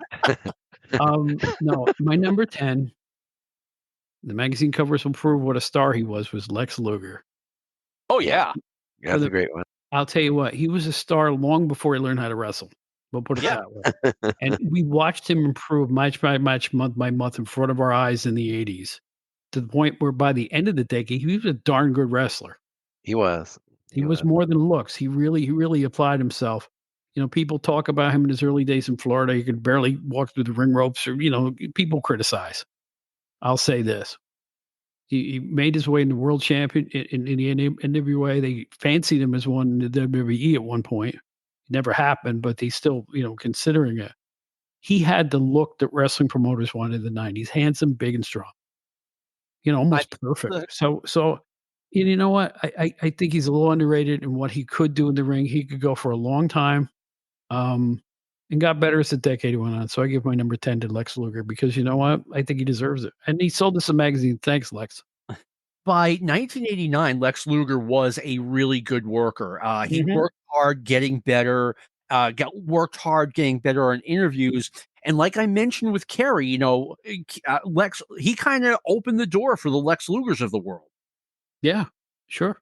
I mean, I think he's vastly underrated in the eyes of history. I really do. He was good and deserved a spot. Yeah, very deserving. Yeah. All right. For number 9, I have somebody who was truly iconic in his area. He was a true legend in his home area. I'm talking about the one and only JYD, a huge star in Louisiana. Had that great run there for a long period of time. And came to the WWF, had a very big run, mostly successful run there. It definitely fell off after a while, but a huge national star, very popular star, and very well-remembered star, fondly remembered from the mid-'80s. All right, my number 9 was very difficult to rank, and that's Bob Backlund. If we went number 1980 through 1984, he would have an argument to be the number 1 guy in that decade. Ultimately, I would give that to Ric Flair, but it would be like 55-45 in Flair's favor. That's what a big star Bob Backlund was in the first half of the decade. Second half of the decade, he basically disappeared. But that's how strong Backlund was to kick off the 80s. Good point. Good point. Can't argue with that either. Rick Steamboat, number 9. What a decade. I mean, from the beginning to late in the decade. Who could forget WrestleMania 3? Come on. Yeah. It's like, at that point, many people called it the greatest match they'd ever seen, and I can't argue with it until they got in the ring with Ric Flair. And then I had to choose between which series was better. Steamboat had reached the top of his game in the 80s. He looked perfect. Everything looked effortless. He was strong and fast and quick and aerial and anything you wanted in a pro wrestler. Babyface the whole time, as far as I know. He also had some tag team championships and NWA and stuff like that. But you know what? The 80s, he became one of the biggest guys, and it was a long, hard road to get there. And nobody deserves it more than Rick Steamboat. And oddly enough, he spent a couple years in an upstart federation in between big things. So it's like he had kind of a whack decade. But you know what? The high points made him a top 10 guy in my book. That's right. In 88, he worked that crazy South Atlantic pro wrestling thing. I forgot about it. NAWA or something, right? I believe that's what it was called. And it had Chris Chavez got to start there. Yeah, a bunch of, kind of unproven guys were there too. Italian Stallion, Yeah. I guess he was behind that, or a little bit behind that. I'll have to look into that a little bit more. But that confused me because he had such a good run before that. It was odd to see him on those tapes. Yeah, I could definitely see that. This is almost 40 years ago, Bob. I mean, one of my friends and I went down to see the NWA card at the New Jersey Meadowlands Memorial Day weekend, 84, and we saw Ric Flair and Ricky Steamboat, and it was like nothing we had ever come close to see before. It was, I mean, we came home and just telling people, like, we saw this match that was like from outer space. It was crazy good. I will say that I saw just a house show, Flair Steamboat in New Haven, Connecticut. And to this day, and I've said it on the show, it's the greatest house match I've ever seen. Greatest main event on a house show, just a house show, untelevised show. They worked as hard at the house shows as they did on the pay-per-views. And I'll never forget it, ever. And that's why he's a top 10 guy for me. All right. Well, very well said. Number 8, I'm going to go with Kerry Von Erich. Earlier today, John and I recapped the big show from Texas Stadium with Flair against Kerry for the NWA Championship. I mean, this guy had it all. He had movie star looks. He had a physique Hulk Hogan would be envious over. He got into that serious injury, lost his foot, and even with wearing his what do you call that when you wear something? Prosthetic. A prosthetic device. He was still able to be Texas Tornado. I know that's beyond our time frame of the 80s, but I mean, he was a remarkable athlete. And, when you look back on the 80s, I think, and part of me, when we started to discuss this project, part of me wanted to lump our votes together, like, say, we could put the Road Warriors as a team at number 6 or 7, or the Freebirds at number 14. But that would kind of take away from what we're trying to do with giving everybody a vote. But definitely the Von Erichs were a standout memory of the 80s, and who better than Kerry to represent the team? That's why I have them so high at number 8. I don't think you should apologize at all for having him at number 8. Yeah. I am at 11. Okay, very good. That's very high. All right, where were we on number 8? Yeah. Yep. My number 8 is Ted DiBiase, and he is more than just the $1 Million Man in the WWF, even though that was an all-timer of a great gimmick. And Ted DiBiase is another guy, I will use the word elite to describe him as an in-ring performer. I mean, he was a big star in Georgia in 81, and then again in 83, 84 as a heel. When he wasn't in Georgia, he was one of, if not the top guy in Mid-South Wrestling, and then the WWF stuff happened. So all-time great in Ted DiBiase. Can't argue. And I hope you don't argue with my number 8, Harley Race. Oh, hard to argue with that at all. There was a flair for the gold in 83, right? Another one of his great matches, and he was always Harley Race, the NWA. And then the unexpected happened. Late in the decade, he enters the WWF, and they're going to make a character out of him. I'm going home. I'm throwing my pillows around the couch. What is going on? Why is he wearing a crown? What? Who? Why? I hated it. Even with Bobby Heenan involved, I hated it. But you know what? I will say this. After the Andre the Giant thing against Hogan died down, his next opponent was Harley Race on the house shows. Right. And he did a string of terrific carrying Hogan, excellent matches at the Garden. I went to both Harley Race Hulk Hogan matches. I went to no other matches that year because I wanted to see Harley Race. He was still Harley Race. That unbelievable slow motion knee drop. Yeah. That stiff bodied flip over the ropes backwards. The headbutt off the top rope. As well. All of it. To the day he stops dropping up, he was always Harley Race. I went to both Boston Garden shows. What was that again? I went to both Boston Garden shows with Hulk Hogan and Harley Race for pretty much the same reasons. Mm-hmm. And now, today in 2024, I can say, wow, I saw Hulk Hogan versus Harley Race live. I don't remember when Harley Race managed Vader in the NWA, right? Or it might have been WCW at that point. I'm not even sure. All I know is this. There was a house show when Vader couldn't show up. Harley retired, strapped him on one more time. Yep. And people told me it was a great match. That, ladies and gentlemen, was Harley Race. One of the greatest wrestlers who ever plied their trades inside the squared circle. I don't know what else to say. I know he was older at the end of the decade, but you know what? He could still go. And a great trainer. Very, very, very much missed today. And, what can I say? He's Harley Race. Yep. Great pick, Bob. So we're at number 7, and I'm going with Ricky Steamboat. You guys already talked him up really, really well. I'll just add that, I was being a little reflective at some point in the last few months, and I was trying to, look back on all the matches I've been to in person. I was trying to pick one match where I could say, God, that was probably the best one I've ever seen. And on that same card I was telling you fellows about earlier that Dino Bravo returned on in Syracuse, New York, I did see in the opening match, another dark match, Ricky Steamboat against Jake the Snake Roberts. And these guys, again, this was the first match on the entire show, one of those 3-hour TV tapings.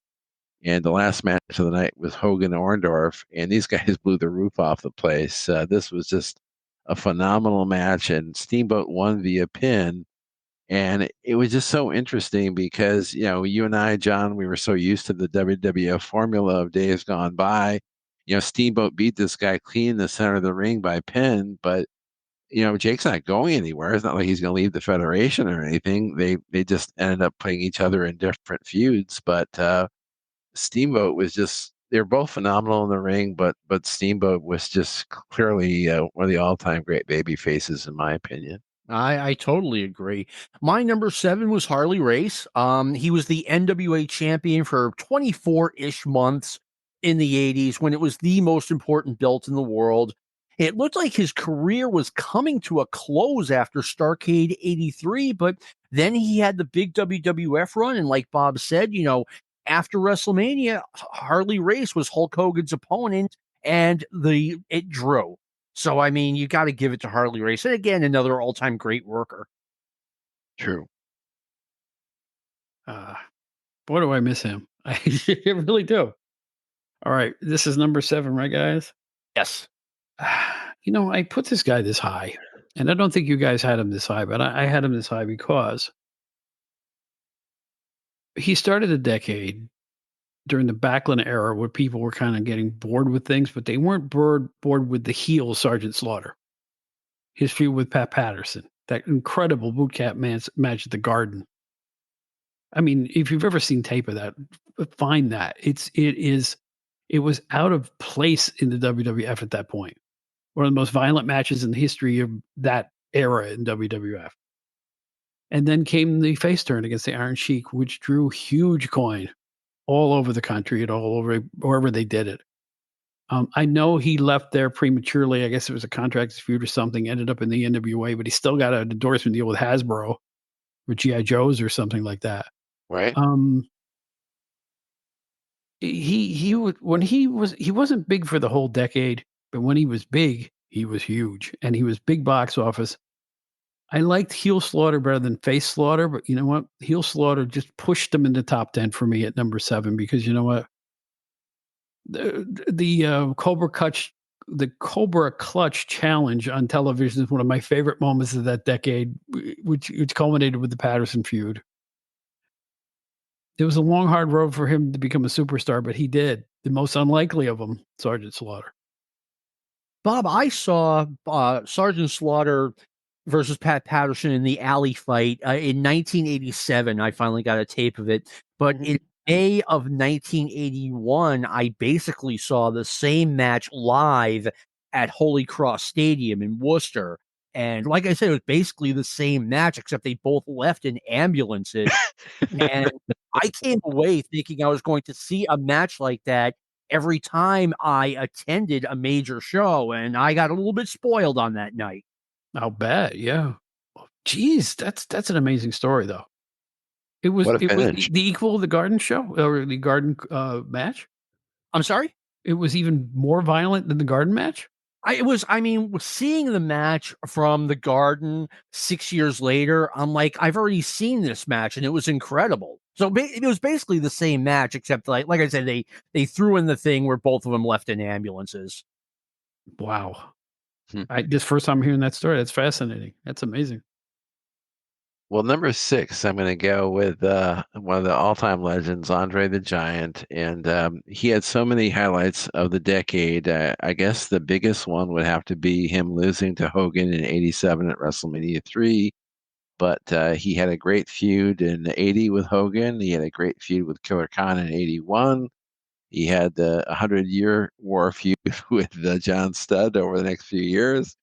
But Andre remained a main eventer to the very end of the decade. I mean, Bob and I talked earlier before we started recording that he was doing all those 40-second jobs to Anabolic Warrior in '89, and he had done a huge series with Duggan in '88. So Andre was busy throughout the decade, but remained a main eventer throughout the decade as well. All right, number 6. Remember what I said about Bob Backlund? Like, he really has an argument for number 1 the first half of the decade. The second half, he has really no argument. Randy Savage is the reverse Bob Backlund because he, wasn't very visible. I know he was doing great stuff out in Lexington, Kentucky until 1983 or 1984, but you got to have eyeballs, and he just didn't have them. Then in '84, he finally comes to Memphis, has a big run there, and '85 shows up, and he is one of the biggest stars of the Hogan era. So I know he got off to a slow start, but the second half of the decade, he was so big that I have to have him at number 6. I will simply say this. Me too. All right. You have it number 6 as well? Yeah, I will let his words speak for me. For the exact same reasons he said them. So good job, John. I don't get the gap now. Wow, excellent. All right, we're up. It's top 5. Oh, I'm too far away from the mic. It's top 5 time, kids. All right, strap yourself in, people who aren't strapped in. So number 5, I'm going to go with the American Dream, Dusty Rhodes, who was essentially the Hulk Hogan of the NWA for the longest period of time. He was the booker too and everything, but huge run in Florida, huge star of Jim Crockett Promotions, and even when you thought Dusty was old and over the hill, he was probably the number 2 baby face for Vince when he was the common man, Dusty Rhodes, in 1989. So he was a main eventer throughout the entire decade, and I gotta give props to Dusty. With number 5, I originally had him at number 3, and I brought him to number 5 because I remembered that he was gone for 2 years, and that's Roddy Piper. And, people remember Roddy from his WWF run, and he became, I want to say a household name, but a national name, right next to Hogan when the WWF expanded. But before that, he was a huge star in Portland. Then at the end of 1980, he goes to the Mid-Atlantic area and becomes the United States heavyweight champion. He was a big deal in Georgia. So as big a deal as he was in the WWF, he was a big deal before he got there. Yeah, he had the big match with Valentine as well, the dog collar match. That's right. Same for me again. Oh And my I'll God, tell you you what, guys! I can't believe I'll it. tell you what. I'll tell you what. Right now, people even forget. Even earlier than all that stuff, he made himself into a star in Los Angeles. Yes. That little period where he managed Java Rook and he was working himself. He was skinny as a rail, but he still got over back then. And then he went to Portland, and then he went to this place. Then he did the thing with Valentine. By the time he got to WWF, he was ready. He was ready to take the bull by the horns. They had seen Albano, they had seen whoever. They brought Piper in, if you remember, originally as a manager, Right. and then he strapped him up. And rest is history. Nobody had a odd anti-charisma like he did. He could be a face and still be a prick. It was something nobody had ever seen before. And you know what? There was nobody like him, and he was good in the ring, even better on the mic. Legend. Yeah. Bob, Yeah. this might make you laugh. If you did word association with me, if you said Roddy Piper, like what's the first word that comes to your mind? Chavo Guerrero. Yeah, sure. Well, I'll make you guys laugh here. You both had Roddy Piper at number 5. I have Roddy Piper at number 4. I mean, for all the reasons you already mentioned, but he called Bruno a wop. He had a Piper's Pit with Frank Williams. I mean, he did it all. I mean, and I think like John said, if it wasn't for those 2 years off, he may even be higher on this list. So Piper is one of my all-time favorites, maybe like the second or third all-time favorites. So I just want to say that. Really? Oh. Yep. Wow, I had no idea. And again, Roddy was my number 3 until he missed a couple of years, and he's still number 5. So I mean, that's how good he was. My Yes. number 4, I think we've discussed him, was Dusty Rhodes. He was one of the biggest stars in the game for the entire decade, and not just for one promotion. He was the Bruno Sammartino of Florida before he made himself the Bruno Sammartino of the Carolinas. But, let's face it, he got over. He was the top babyface during that whole run.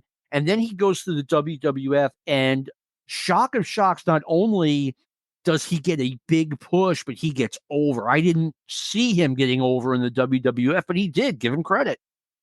Right. It certainly did. We're at 4. Mm-hmm. He wined and dined with kings and queens.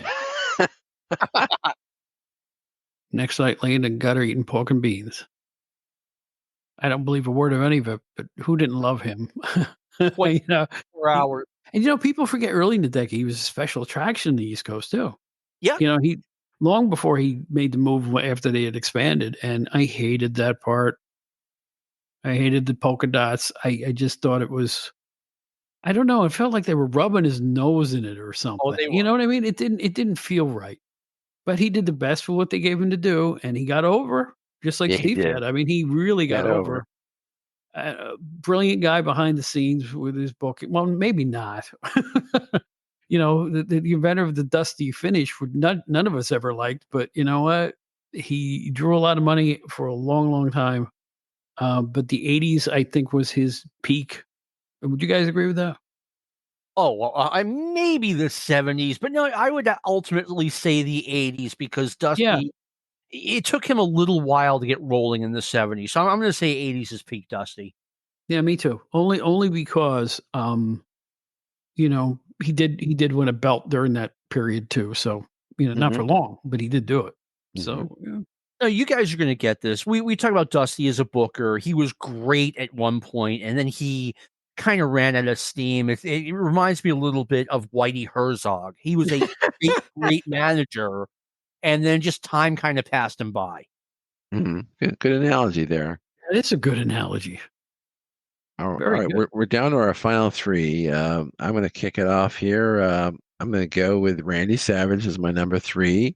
Um, I mean, if you maybe haven't figured it out, you may have an idea who the top two are, and it's just it's hard to kind of get beyond the top two. I mean, number three, I think Randy Savage is kind of like in his number one because after those top two, I mean, how could you? I mean, there's nowhere else to go other than being at number three, and to me, Randy Savage was just ability wise, probably the best wrestler and just so unique and different and a great interview and just made you believe. It made you believe in everything he did. You thought you were watching a real athlete, and he was a real athlete. He was a baseball player and a great wrestler. And so that's my number three, Randy the Macho Man Savage. All right. So my number three is Andre the Giant. Mhm. WrestleMania 3 completely changed the game, and there was no substitute. That was going to be Andre or nobody. And even without WrestleMania 3, look, he was a giant star, pardon the pun, before and after that, a major attraction wherever he went. After the Hulk Hogan match, I mean, he main evented before that in major arenas, granted, when Hulk Hogan's his tag team partner. And then, after WrestleMania 3, he went around the horn, main eventing against Randy Savage, and then he did it again against Hacksaw Duggan and then the Ultimate Warrior. So I'm very comfortable with Andre as number three. Me too. That's where he is for me. Okay. And talk about heel turns nobody expected, right? Seriously. It Who, was. who expected him to ever turn heel? Not me. And you know what? He was good. Yeah. He was good. He was just turned into a rancid bastard as well as anybody I've ever seen. We were all used to smiling, long-haired Andre, but just seeing him walk an aisle with Bobby Heenan, that's magic right there. So yeah, I echo everything that John said. He's number three for the '80s for me too. When I first started getting newsletters, I couldn't believe that Andre was a bad guy in Japan. And this is right before the WrestleMania tour. When I say right before, I'm talking like 2 or 3 weeks before, he walked out with Bobby Heenan. But Andre, a bad guy somewhere? Come on. Oh, I'm yeah. always going to be 12 years old. You know why, John? I recently saw a video of heel Bobo Brazil in Japan. And I'm like, what? That can't be. No, it was. I've almost pooped my pants. I'm telling you, at my old age, I'm like, I never fathomed Bobo Brazil as a heel. Bobo Brazil going crazy and foaming at the mouth in Japan. Right, I exactly. don't know if I can bear to see that, honestly, but Yeah. well, I will tell you guys, the reason why I feel strongly about Savage at number three is that Savage was really in his prime throughout the '80s. I don't think we can say that about Andre, honestly. As a performer? I mean, I give Andre props for being a box office star in the '80s, but as a performer, as his ability, Andre's as the decade went from the early '80s to the mid to the end of the '80s, his performance really fell off drastically as the decade moved on. Oh, I mean, absolutely. I mean, we talk about, the Ultimate Warrior matches ending in 30 seconds. That's because Andre couldn't go any more than 30 seconds because of his health issues. But at the same time, I mean, I'm just looking at it as, I mean, I took work rate into some, I gave it some consideration, but, at the end of the day, I mean, people look at Andre as the ultimate challenger to Hulk Hogan. That's true, but I mean, as far as if you're, I know A&E's done a lot of these rivalry shows. I mean, they've got one on Hogan against Piper. They have one with Hogan against Savage. I mean, for those hardcore fans like us, I mean, Hogan and Savage, they're kind of like Batman and Robin. They're compared to each other quite often. I mean, Hogan and Andre, it was more like that one dream match, that one moment in time, and it was wonderful for what it was, but it was just that one moment, in my opinion. Yeah, but you know what though? What a moment. It was. It's like it changed the game. It It did. changed the concept of the supercard. It did.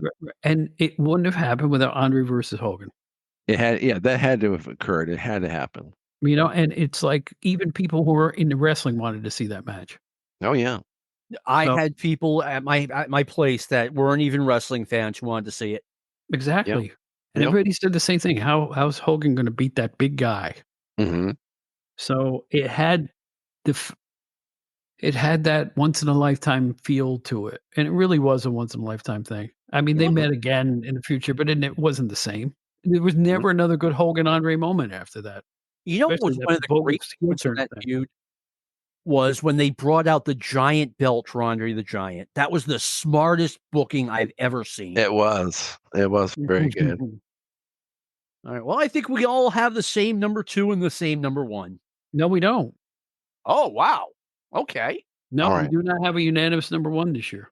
All right. Okay. Well, I guess I'm up then. I went with Ric Flair as my number 2. I felt that he was phenomenal. Obviously, I mean, the work rate wise, the greatest wrestler of the '80s, I would say. I mean, the only negative I would say about Flair is that, you know, John had said this on our podcast recently. I mean, because of, you know, Ray Stevens not doing all of his bumps in a certain match, I guess Ric Flair decided he's going to put all of his famous bumps into every match, and it's kind of like, you know, I guess Ric Flair's ring repertoire is kind of like the Eagles picking out what their playlist is going to be like. You know, we have to play every song that ever hit the top 40. So I just think I think his career would be even more fondly remembered if he left off some of those getting tossed off the top turnbuckle, or the face plant onto the mat, or some of the you know, Flair Flair moves that we've seen a gazillion times. But you know, you can't deny Ric Flair's awesomeness and his you know, for a guy that broke his back in the mid '70s, for him to wrestle as many 1 hour matches that he did throughout the '80s and even beyond the '80s, with you know, every opponent from George South to Ricky Steamboat and everybody in between. He was a phenomenal performer.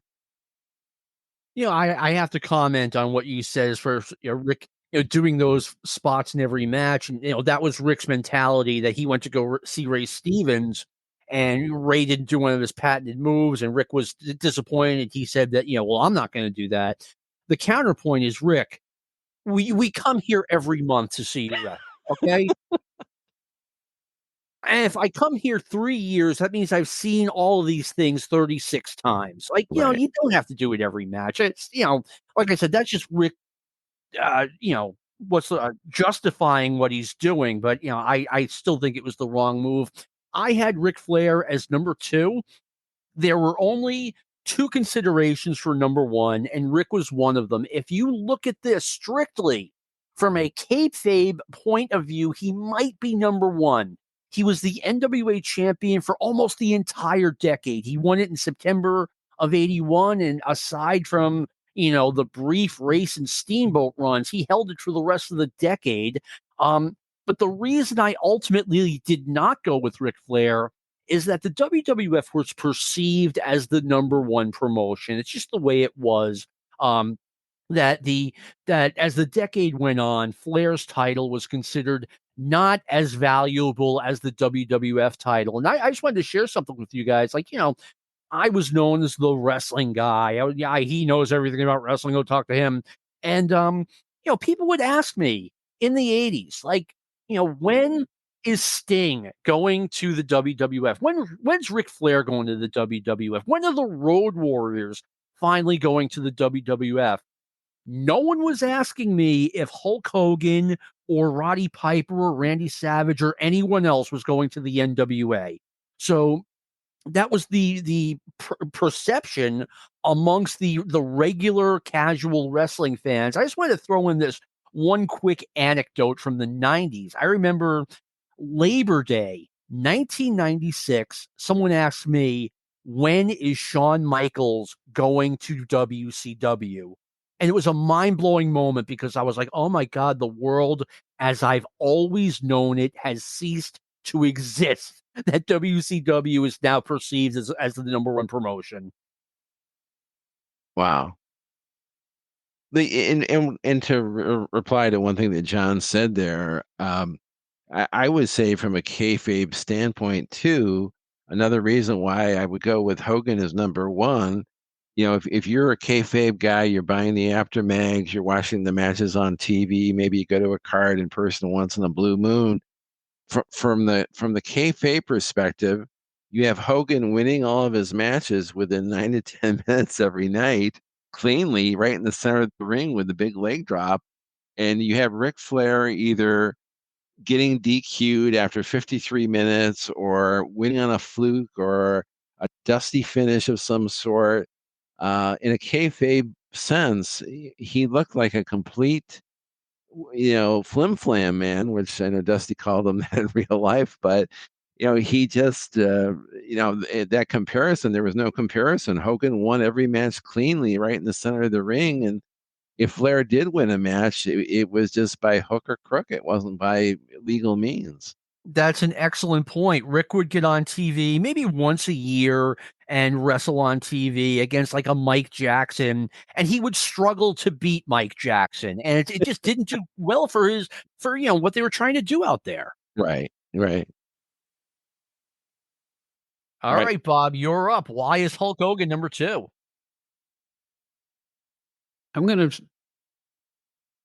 Maybe I should hold off until you guys talk about your number 1, and then I'll chime in with why I made the decision I made. All right. As the black sheep of the three of us here. Steve, go ahead and talk about Hogan, lavish him with praise, and I will come back with my reasoned thought as to why Flair ekes out by an eyelash the number 1 spot.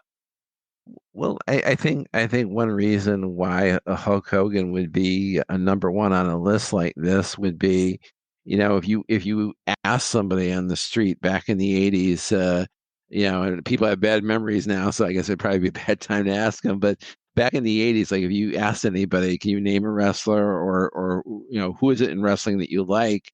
I would fathom to guess that most of the people would have said Hulk Hogan.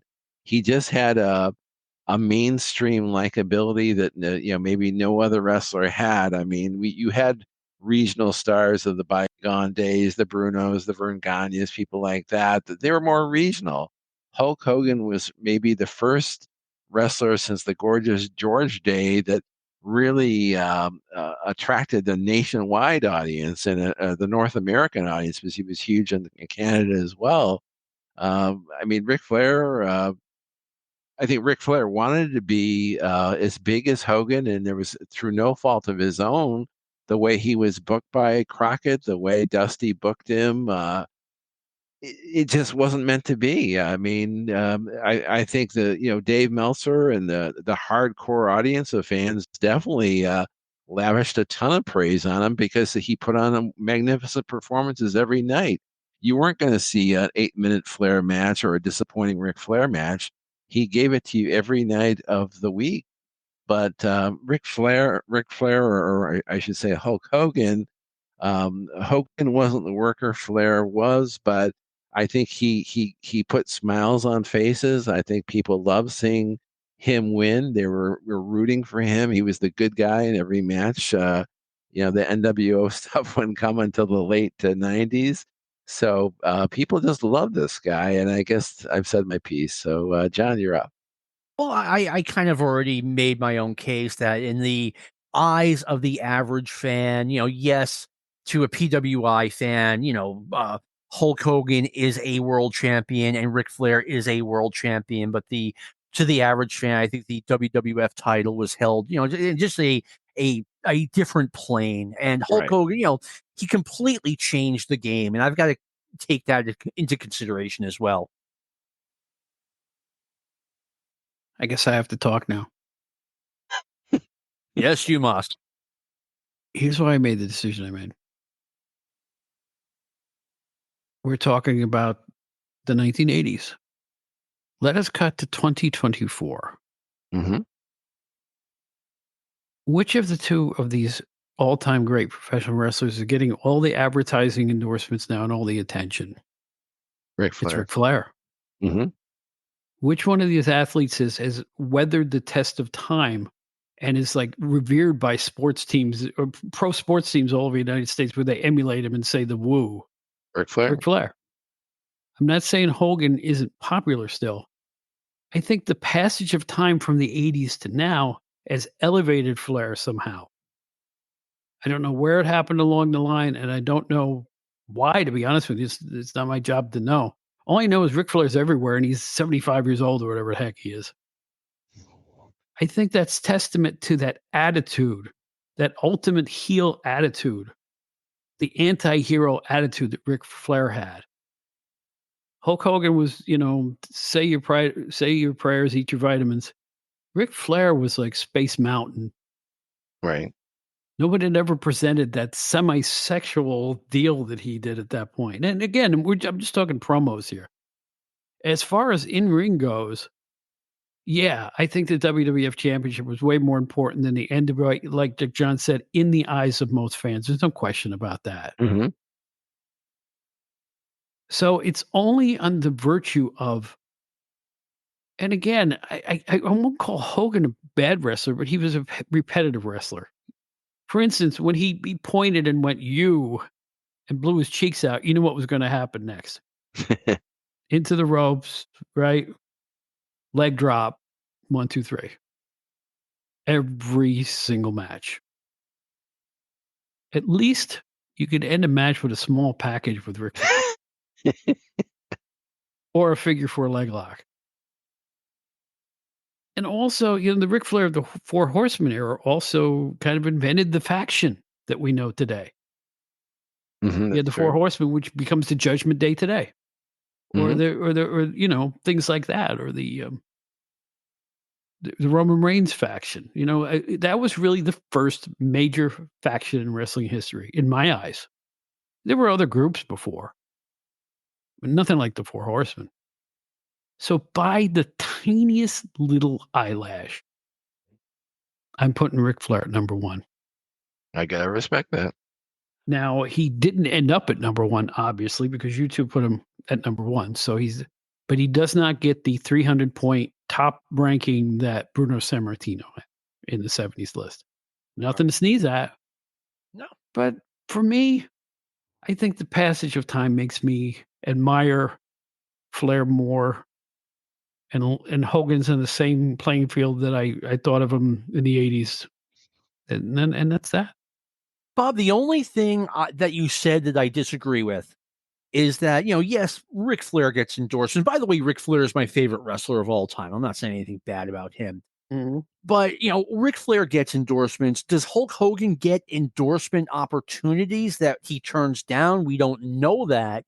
But, at this stage in both of their lives, Rick tends to be out there and, wants to still be Ric Flair. And Hogan had a couple of controversies maybe 8-9 years ago, and he just decided to go home. And, I'm not blaming Ric Flair for not doing that. I'm just saying that I'm glad that Hogan has the option of just kind of quietly departing the spotlight for the most part. I think that was his decision, is what I'm saying. Right. And again, by an eyelash, Yeah, I get it. Believe me. Plus, here's a personal reason. In person, Ric Flair thrilled me a lot more than Hulk Hogan ever did. In terms of quality of matches. That meant something to a serious-headed fan like I was. Same here. And like, last time we talked about the 70s, I was like, okay, who has an argument for number 1? No one but Bruno. 1980s, I really do think Ric Flair has an argument. I don't think it's clear-cut the way it was in the 70s. I think, again, you're not wrong when you say that Ric Flair is number 1. If someone said that Jack Briscoe should be number 1 in the 70s, I'd be like, I think you're kind of wrong. And I did want to add this, I don't want the people listening to think I'm really pro Hogan and anti Flair. I don't feel that way, but I will tell you this: that something that Ric Flair had to work at overcoming like an obstacle in his way because I know Billy Graham had said at one point was he was a mid-carder in Jim Crockett Promotions, and supposedly Ric Flair at one point voiced, why is this guy Hulk Hogan getting all the attention? Why is he so popular? Why is he selling out when I'm doing all this work? So I think Ric Flair was having frustration. And I think one of his challenges that he had to try and overcome, and he did his best, was that when he broke into the business, when Ric Flair was a heavier wrestler, he fashioned himself to be maybe the next outlaw with Dusty and Dick Murdoch, or maybe he'd be like Ramblin' Ricky Rhodes, the younger brother of Dusty Rhodes. And I think Dusty, even though Dusty was the booker, I think Dusty looked at Flair as this guy who's always trying to catch up to me, or this guy who wants to be me. And I think Dusty had kind of almost like a perverse feeling of, I'm going to keep this guy in his place, or I'm going to keep this guy, let this guy know his role. And like when you watch them work together in the ring, and they were very oftentimes the opponents of each other in main events, Dusty and him were going tit for tat, and Dusty always seemed to try to outdo Flair just by a little bit much. And meanwhile, Vince had his whole machine behind Hogan. There wasn't a Paul Orndorff or anybody blocking Hogan from becoming like the biggest star in wrestling history. Vince had all of his people like aimed at the goal of making Hulk Hogan the biggest thing since sliced bread. Meanwhile, Dusty is holding Flair back. He made the Horsemen like bounce like ping pong balls for him and the other good guys. And meanwhile, Flair somehow survived all that, and he continued to be at the top draw of the NWA even after Dusty left. So, one thing I have to say in Flair's credit, he worked to overcome those challenges of being held down and not being treated the way Hogan was in Hogan's climb to huge success.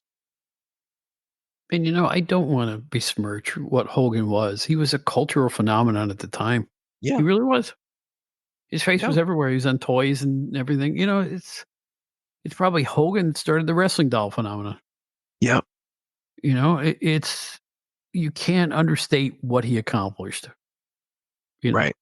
I guess it's just the wrestling purist in me that gives the other guy the eyelash. It just is, I can see that. And that's where I'm at, and that's where I am. Well, I think we did a great job with this list tonight. It was very taxing doing it. Again, I think the 70s was such an idyllic time in wrestling. It just seems so much easier to do that list. This list, you're a lot more gnashing of teeth and grinding of teeth and doing everything within your power to put a good list together, but still disappointed that you left somebody off the list, or somebody could have been higher, or somebody could have been lower. So.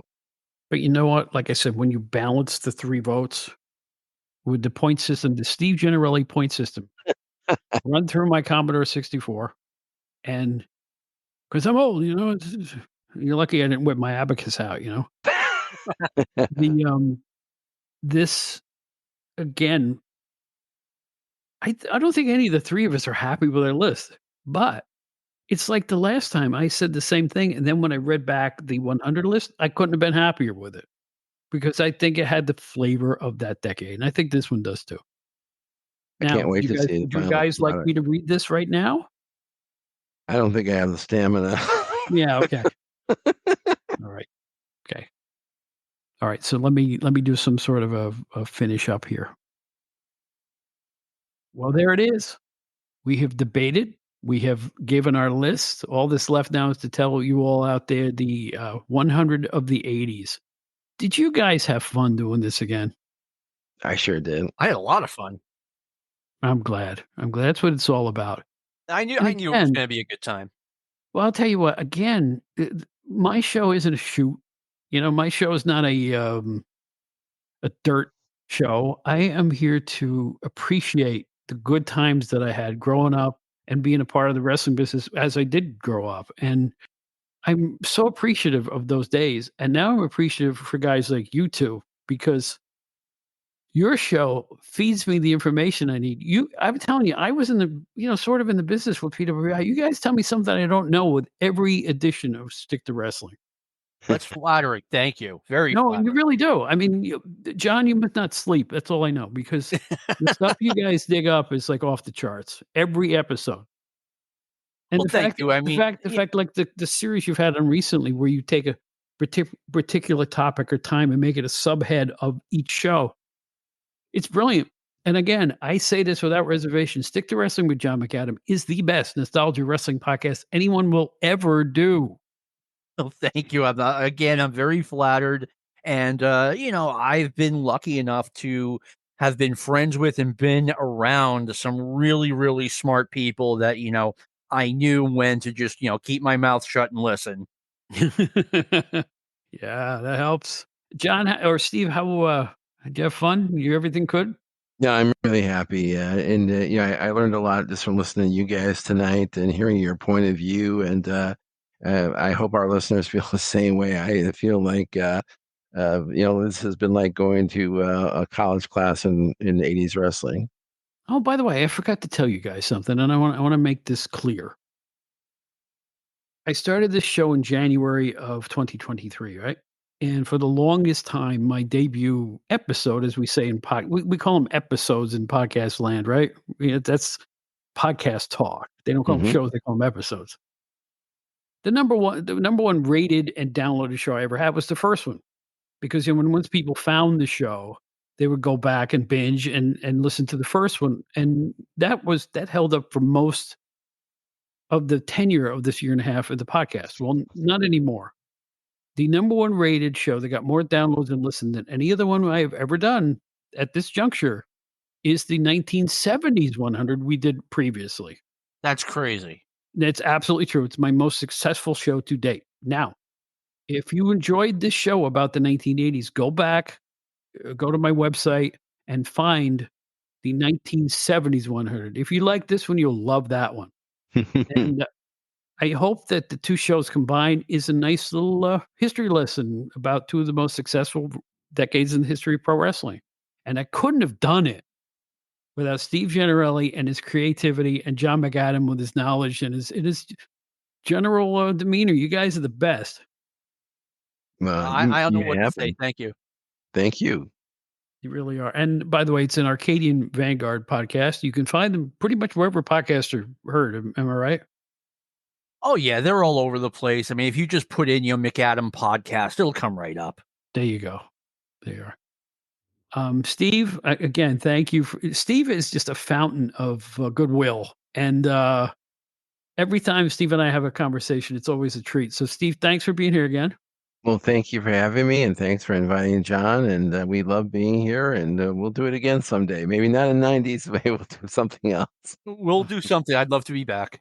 My mind is on tag teams personally, but that's just, tag teams always get short shrift. That's why those guys aren't in the top 10s and 20s, because they were relegated to tag teams. But there's some good wrestlers in tag teams. Oh, yeah. So, look for the trio of us in the future sometime. But in the meantime, listen to Stick to Wrestling with John McAdam, wherever you get your podcast. Gentlemen, it's been a pleasure. Talk soon, right? Thank you, fellas. And definitely have a great listen night. to the Outdated Wrestling Hour. Yeah, we love it. I hope every so. Friday I'll listen to it. Oh, thanks, guys. I appreciate it. Folks, it's John McAdam and Steve Gennarelli.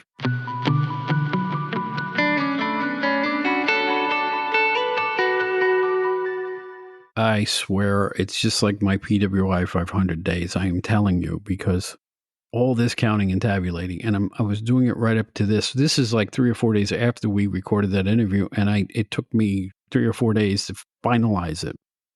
So, wow. I mean, it was tough leaving people off. I mean, in any event, here we go. Two-way tie for number 100. Jack Briscoe, Blackjack Mulligan. 99, Dick Murdoch. 98, Buddy Roberts. 97, Manny Fernandez. 96, Mr. Wrestling 2. 95, Bill Dundee. 94, Brutus Beefcake. 93, Pat Patterson. 92, Jumbo Ceruda. 91, Mass Superstar slash Demolition Smash. 90, Carlos Colon. 89, Jim Neidhart. 88, Ron Bass. 87, Dennis Condrey. 86, Dino Bravo. 85, Nikolai Volkov. 84, Killer Khan. 83, Jim Garvin. 82, Tony Atlas. 81, The Dynamite Kid. 80, Mr. Saito. 79, Steve Kern. 78, Austin Idol. 77, Davey Boy Smith. 76, Buddy Rose. 75, Stan Lane. 74, Ronnie Garvin. 73, Ole Anderson. 72, Billy Jack Haynes. 71, Mike Rotundo. 70, Kevin Sullivan. 69, Abdullah the Butcher. 68, Ricky Morton. 67, Jimmy Valiant. 66, Terry Taylor. 65, David Von Erich. 64, Bret Hart. 63, Kamala. 62, Tiger Mask. 61, Pedro Morales. 60, Chris Adams. 59, Gino Hernandez. 58, Steve Williams. 57, Jesse Ventura. 56, Dick Slater. 55, Jerry Blackwell. 54, Axe, also known as Mass Superstar. 53, Butch Reed. 52, Big Boss Man, also known as Big Bubba Rogers. 51, Bobby Eaton. 50, Rick Rude. 49, Kurt Hennig. 48, Adrian Adonis. 47, Bob Orton Jr. 46, Ken Patera. 45, The Honky Tonk Man. 44, Bruiser Brody. 43, Wahoo McDaniel. 42, Tito Santana. 41, King Kong Bundy. 40, Arn Anderson. 39, Kevin Von Erich. 38, Big John Studd. 37, Jimmy Snuka. 36, Larry Zbyszko. 35, Bruno Sammartino. 34, Tully Blanchard. 33, Road Warrior Animal. 32, Terry Funk. 31, Road Warrior Hawk. 30, Nikita Koloff. 29, Terry Gordy. 28, The Iron Sheik. 27, Jake Roberts. 26, Rick Martel. 25, Hacksaw Duggan. 24, Michael Hayes. 23, The Ultimate Warrior. 22, Magnum TA. 21, Tommy Rich. And here's the top 20. 20 to 11 first. 20, Lex Luger. 19, Greg Valentine. 18, Don Morocco. 17, Paul Orndorff. 16, Barry Windham. 15, Ted DiBiase. 14, The Junkyard Dog. 13, Bob Backlund. 12, Jerry Lawler. 11, Nick Bockwinkel. Here is your top 10. 10, Sergeant Slaughter. 9, Harley Race. 8, Kerry Von Erich. 7, Rick Steamboat. 6, Randy Savage. 5, Roddy Piper. 4, Dusty Rhodes. 3, Andre the Giant. 2, Ric Flair. And number 1, Hulk Hogan. Ladies and gentlemen, Wrestling Fans International Association is back. That's right, the premier fan club association of the 1970s and 1980s has been revived and is back in business. Join today. It's free at thewfia.org. That's thewfia.org. You can also join us on Facebook at facebook.com/groups/WFIA 1969. Well, I'm hoping that puts a nice little bow on everything today. I really hope you enjoyed the 1980s 100. again, from my point of view as the host of this show, it's an appreciation. Anyone who was even mentioned on this show deserves a bunch of plaudits. I'm going through the notes here, and I don't even care if you hear the paper I'm rattling around. I want to give a tip of the cap for people who got votes but didn't qualify, like Chavo Guerrero, Robert Gibson, Jack Briscoe, Buzz Sawyer, Afa, George Steele, Sika, Greg Gagne, Jay Youngblood, Jim Brazel, Bob Armstrong and Brad Armstrong, and Eddie Gilbert. Guys, you are legends all. The real rankings that really count are the ones that you think are the best, the wrestlers that you think were your biggest favorite stars. I have a weird sensibility. I count my favorite wrestler of all time as Baron Mikel Cicluna, and I think Johnny Rodz is one of the greatest wrestlers I ever saw. Because even then, I didn't care about wins and losses. I liked who I liked. So keep them close to your heart. They don't make wrestlers like the ones of the past today. Everything has changed. I'm not saying today's wrestlers are worse or better, or that the ones from our era was worse or better. I'm just saying things have changed. The way wrestling was presented has totally changed. So enjoy who you enjoy. You're not right. You're not wrong. We're not right. We're not wrong. We're here to show appreciation and gratitude to all these stars that made our growing up period a heck of a lot of fun. So that's this one, outdatedwrestlinghour.buzzsprout.com, where you can listen to every one of our shows. They're all on that website. Once again, it's outdatedwrestlinghour.buzzsprout.com, which also is the place to join the Outdated Wrestling Hour fan club if you're so inclined. Read all about it on the website, outdatedwrestlinghour.buzzsprout.com. Find me on Facebook. I'm the one singing with BB King. I'm also on Twitter. Please keep your eyes out for the debut episode, full length, of the Outdated Entertainment Hour. It's going to be a really, really great show.